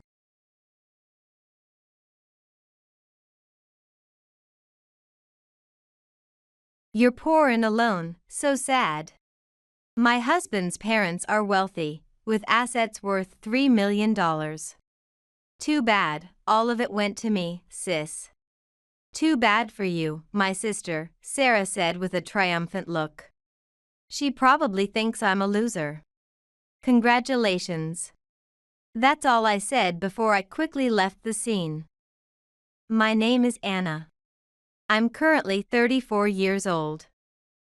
I work assisting in accounting, struggling daily to match the numbers in the books and receipts. However, I think this job suits my serious and meticulous personality. I'm currently married. My husband is Chris. He's a year older than me, and we met in a tennis club during college. Chris was really good at tennis since he used to attend a junior school for it. I started playing in college, so honestly, I'm not good. But Chris never looked down on me, he kindly coached me. He's also very handsome and was the most popular in the club. Many friends of mine were aiming for him, so I think he was really popular. Chris and I quickly got close during a drinking party in the club. Initially, I was sitting at a different table with 2 friends and 3 male seniors. We were just enjoying drinking, but the atmosphere started to change midway. Come on, Anna, you drink so slowly. Let me pour for you. A male senior kept pestering me, pushing drinks on me. I've already drunk quite a bit. Even when I said this, the senior wasn't discouraged. Don't worry. If by chance you get drunk, I'll take care of you. My apartment is close by. He kept pouring more drinks. My 2 friends whispered their concerns, but because of the seniors, I couldn't assert myself strongly. After a while, I started to get drunk. Just when I was really worried, hey, Anna, how about getting some fresh air outside? I think I got a bit drunk. Chris suddenly appeared and took me outside. I could hear the seniors from behind.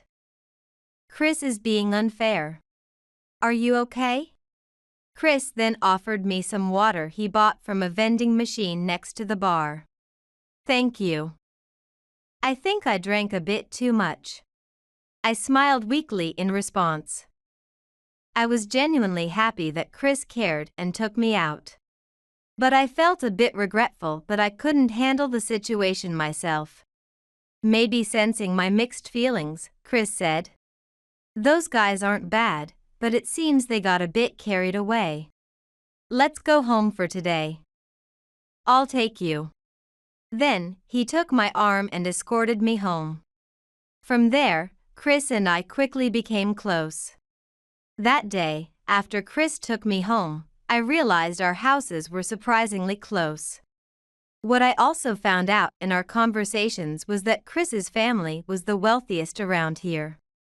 Despite being in the neighboring town, his family's mansion was famous even in my neighborhood. The house was large, with a significant distance from the gate to the house. Plus, there were always 2 luxury cars parked. However, Chris seemed indifferent about his family home. My house? Sure, it's a bit big, but it's normal, isn't it? Later, as we found that our hobbies and values matched, we started meeting more often. Even a cafe I usually passed by and a movie I had once seen felt incredibly fresh with Chris. We eventually started dating, and right after I graduated from college, we got married. When we announced our marriage to everyone, including family, they were all envious. My mother said, Anna, it's great that you married into such a wealthy family. Chris is so handsome, I'm jealous. My college friends also said how lucky I was to marry Chris. But it wasn't all happiness. I have various worries that I can't tell my family or friends about. It starts with Ms. Anna. The room is a bit dirty. As soon as I returned from the supermarket, my mother-in-law complained. My mother-in-law is quite a troublesome presence.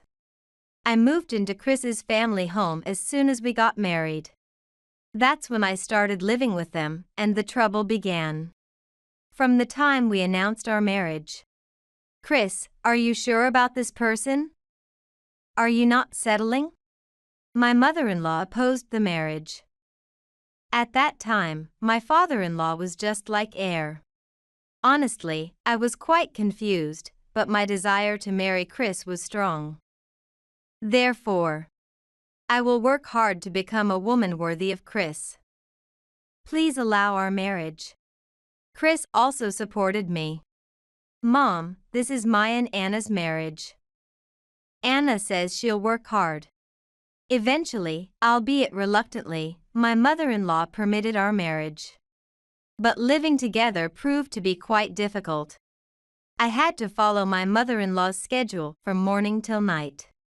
I woke up at 4 a.m. for cleaning and preparing breakfast, handled other household duties, and helped with accounting at Chris's family's company during the day, and prepared dinner and did other chores after work. By the time I finished my day's work, it was almost always past midnight. Then one day, which happened to be a Saturday, and I didn't have to help with accounting. I was supposed to spend all day doing household chores. Around noon, the doorbell suddenly rang. When I went to the door, Sarah. As I opened the door, there stood Sarah. Sarah is my actual sister, but I'm a bit wary of her.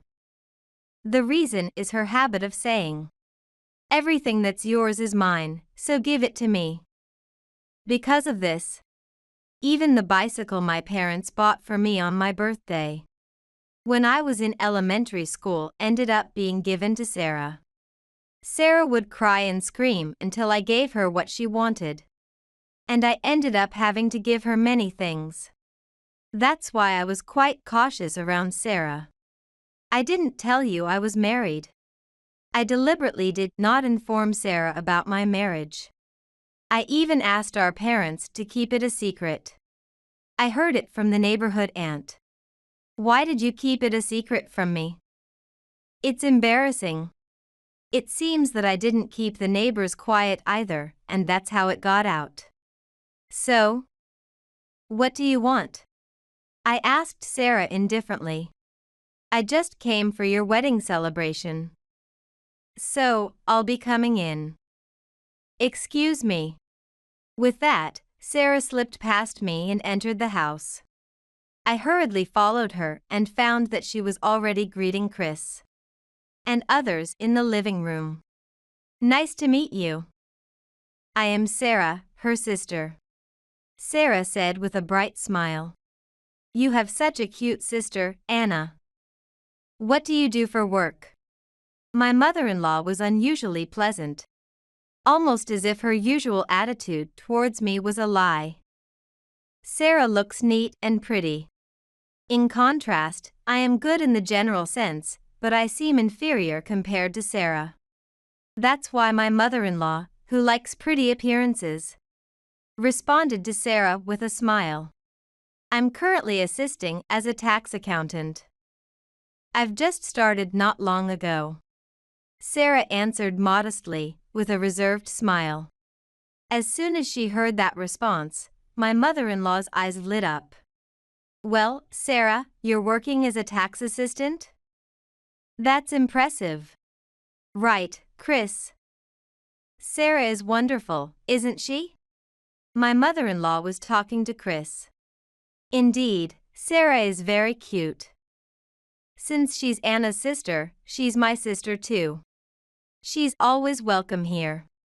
Chris answered affectionately. Thank you both. I want to visit my sister again, so I'm happy to come over. Sarah responded cheerfully. At that moment, I had a terrible premonition, and unfortunately, it came true. After that, Sarah visited our house many times. However, she completely ignored me and only talked to my mother-in-law and Chris. So, you're a corporate officer at the company, right? I admire that. Suddenly, Sarah started calling my mother-in-law very familiarly. But my mother-in-law seemed rather pleased and responded with a laugh. That's nothing special. Sarah, you're doing a difficult job, that's really impressive. My mother-in-law complimented Sarah back. And Sarah said to Chris, Chris, you're really handsome. It would have been nice if it were the other way around with me and my sister. She murmured sadly with puppy dog eyes. Then Chris responded, Really? It would have been nice if I had met Sarah too. By the way, I was cleaning in the same room, but all three ignored my presence. They had created their own world. A month after such conversations, Chris has been coming home late recently. He is the sales manager at my mother-in-law's company. And he usually came home on time. Now, at times, he returns as late as midnight. I thought it was strange. It wasn't the busy season at the company. And even during the busy periods, overtime was only about an hour. So, I decided to confront Chris when he returned home. That night, Chris returned home past 11 p.m. As I greeted him and took his bag, I noticed something odd. There was a scent of a woman's perfume, which shouldn't be coming from Chris. Glancing at Chris, he sighed wearily as usual and loosened his tie. I nervously checked the planner in his bag because Chris manages all his schedules with it. There, it was written. 7 p.m., date with Sarah. In a panic, I checked other dates. And the days he returned late were all marked as dates with Sarah. I couldn't come to terms with the fact that my husband was dating my sister. And I was quite shaken. Trembling, I showed Chris the page in the planner and asked, What is this? Then, scratching his head, Chris said, Caught. Yes, I'm having an affair with Sarah. Or maybe it's serious, not just an affair. Serious, could it be? As I faltered to ask about it. So, I'll divorce you and remarry with Sarah. Sarah is cuter and capable as she works as a tax assistant. Anna doesn't stand a chance, right? Chris said with a sneering smile. As I was about to retort, certainly, Anna is inferior, and with her, I can't feel secure about Chris taking over my company. We need someone capable like Sarah as a partner. Anna is just dragging him down, she's just a nuisance. My mother-in-law appeared and complained. It seems she was still awake despite the late hour. That's not true. Mother, I've been doing my best. I argued back. However, Anna, we no longer need you, so please sign the divorce papers and leave. We don't need the incompetent here. I continued to be blamed by my mother-in-law. Eventually, my spirit broke, and I signed while crying, packed my things, and left the house. However, I had been helping with accounting at my mother-in-law's company, but hadn't received a proper salary. So, I didn't have much money in my wallet. Moreover, I couldn't go back to my parents' home because my sister was there. Reluctantly, I contacted friends from college who I was close with, and decided to crash at their place for a while. A month has passed since then. I've managed to find a place to live and am working in an administrative job. It's busy enough to make my head spin, but I'm living a fulfilling life. Today, after finishing a big project and working overtime, I left the office after 9 p.m. Wanting to get home quickly, I was about to dash to the station. when I ran into the last person I wanted to see. Big sister. Wow, what a coincidence. Sarah was still dressed modestly but wore brand name clothes and luxury accessories. Surely, Chris bought them for her. And the moment I divorced Chris, I cut ties with Sarah. I sent an email saying, I will never forgive Sarah. Don't get involved with me ever again, and don't contact me. Then, I blocked her. As I tried to pass by ignoring Sarah, poor and alone, so sad. My husband's parents are wealthy, with assets worth $3 million. Too bad, all of it went to me, big sister. Too bad, she said with a triumphant face. Probably because my suit looked worn. And I had become estranged from my family because of her, she said such things. And she laughed at me in a high-pitched voice as if mocking me. She probably thinks I'm a loser. Congratulations. That's all I said before I quickly left the scene. Sarah was still shouting something, but I didn't care. She was probably making another condescending remark. It's a waste of time to listen. I said congratulations to Sarah earlier. But I was thinking something completely different inside. Probably, it won't take long for Sarah to realize her mistakes on her own. I don't want to be involved with Sarah ever again, so I decided to leave her be quietly. And several months have passed since then. I think I've gotten quite used to my current job. In fact, I've obtained a qualification that can be used for work. Normally, it would take years to acquire, but thanks to my intensive studying, I managed to get it this time. And there was another significant change, my remarriage. After the divorce, frustrated, I actively participated in matchmaking parties. Initially, I couldn't promote myself well and had some failures, but gradually, I got the hang of it and started to succeed. Then, I successfully formed a couple with an older man. After a period of dating, we got married. As I was relishing my happy days with my spouse, my phone rang. It was Sarah. I had recently changed my phone model. So maybe the call blocking settings hadn't transferred properly. I decided to ignore it for now. However, my phone kept ringing from morning till night. I could imagine Sarah must be in a tough situation, but I still didn't feel like answering. If she persisted, I would block her again. Just as I was thinking this, I accidentally answered the phone while handling it. What? Big sis, finally. I have something I want to talk about. Sorry, can you stop calling me repeatedly? We're estranged. I'll block you after this. Bye. I told her this and unilaterally ended the call. Then I proceeded to set up call blocking. That weekend, I was at my vacation home to relax. This vacation home was a special purchase by my husband for my use. Use it when you want to stretch your wings, he had told me. So, I visit here when I'm tired from work and housework.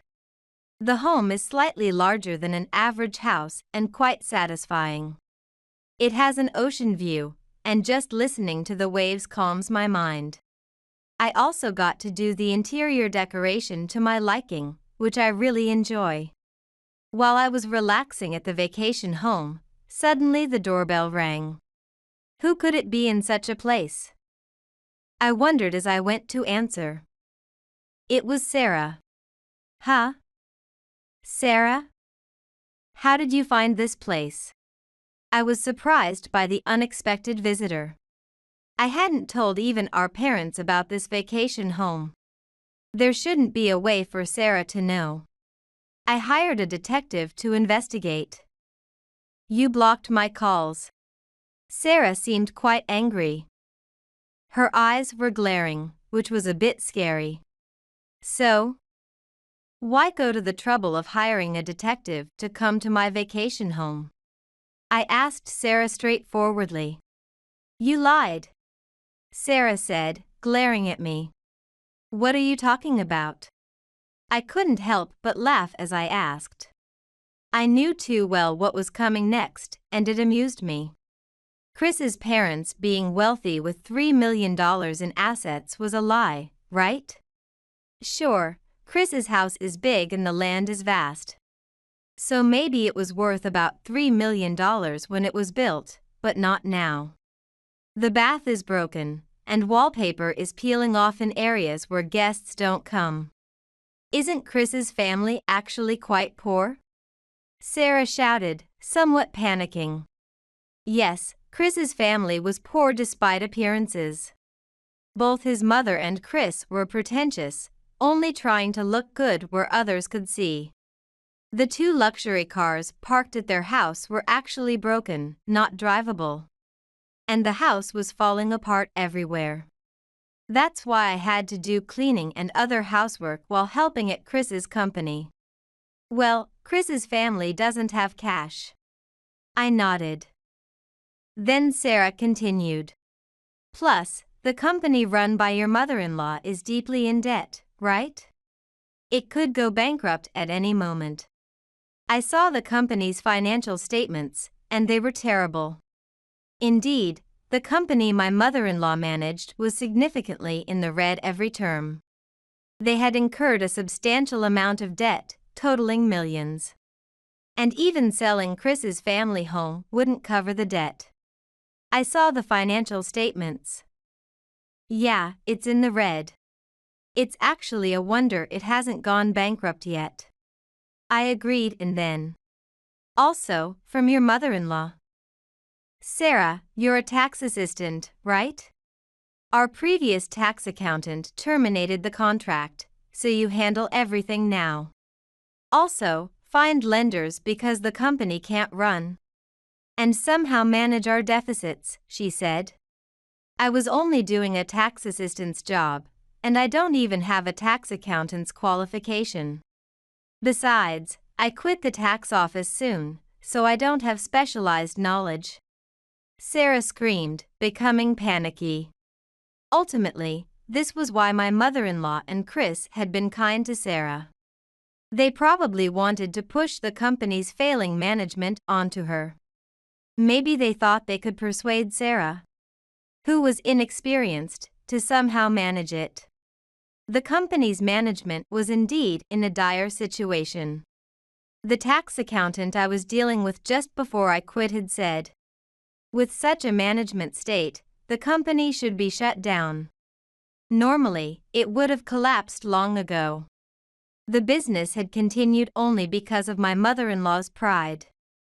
Originally, neither my mother-in-law nor Chris worked much, but still spent extravagantly.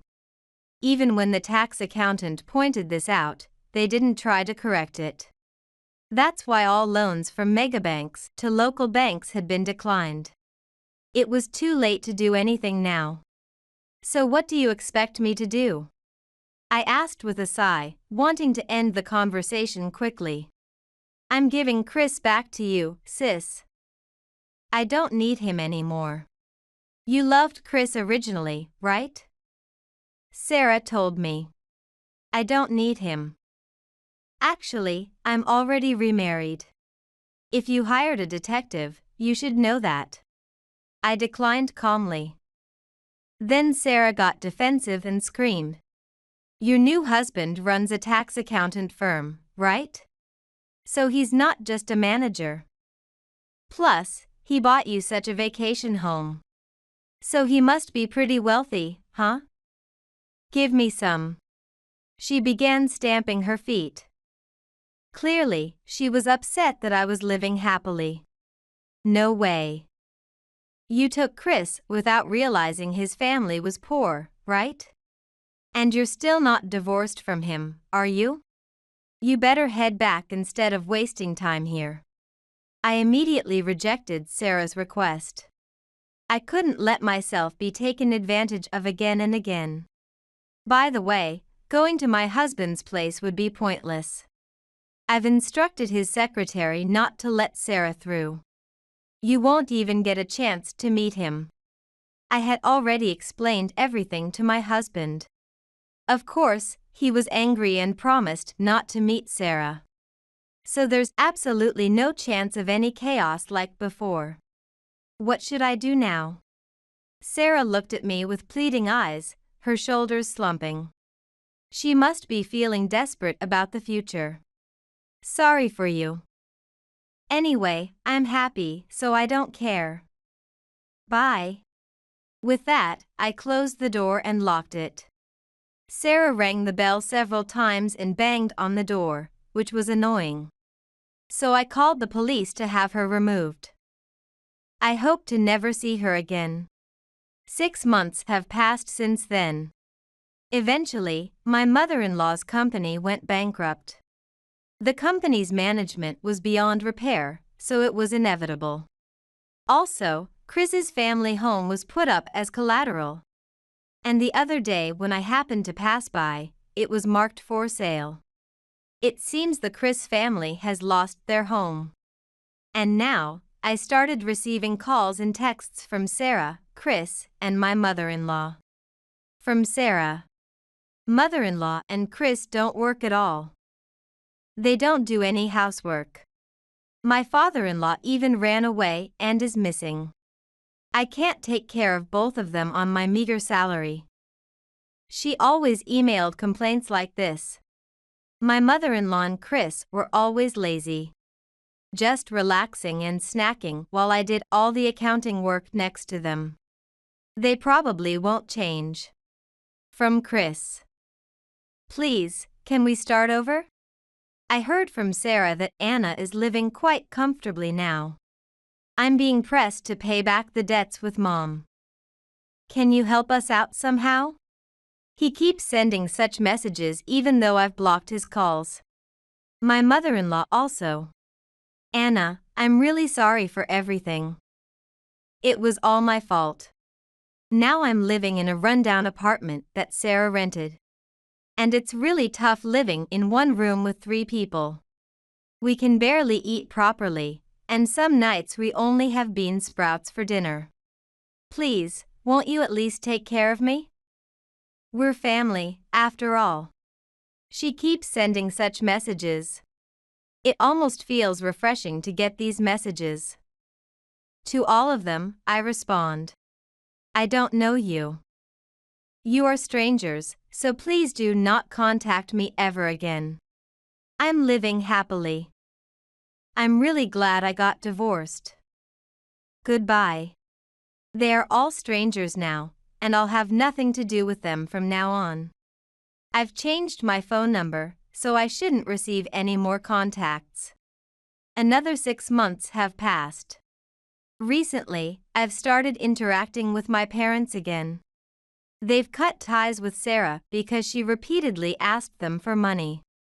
At first, they helped her with small amounts but finally ran out of patience and cut her off. Yet, Sarah and the others still visited their home several times. Apparently desperate for money. Finally, my parents moved away without telling Sarah where. The last time my parents saw Sarah and the others, they looked terrible. Sarah appeared much older than her age by at least 15 years. And her clothes were wrinkled and worn. Chris and my mother-in-law also looked malnourished. That's why my parents decided they never want to be involved with them again. Surely, they still have a lot of debt. And even just paying the interest must be a tough monthly ordeal. I'm truly glad I could get away from Chris and his family. Just thinking I could have been in that position sends shivers down my spine. Sarah called me poor, but in the end, she became poor herself. It seems like what you say about others eventually comes back to you. They will probably continue to struggle with money. While I've gained experience and am now able to work as a certified tax accountant. The difficult qualification I obtained was for a tax accountant. It's a job requiring high specialization and constant study, which is challenging. Moreover, I'm employed as a tax accountant at my husband's firm. And it's quite busy, especially during tax season in February and March. But unlike Chris, my current husband is very kind. Are you okay? Let's go on a trip together once the tax season is over. He says, caring for me. Planning a trip with my husband is something I look forward to now. Plus, unlike Chris, my husband works hard, which I find very attractive. I hope we can continue to have fun together.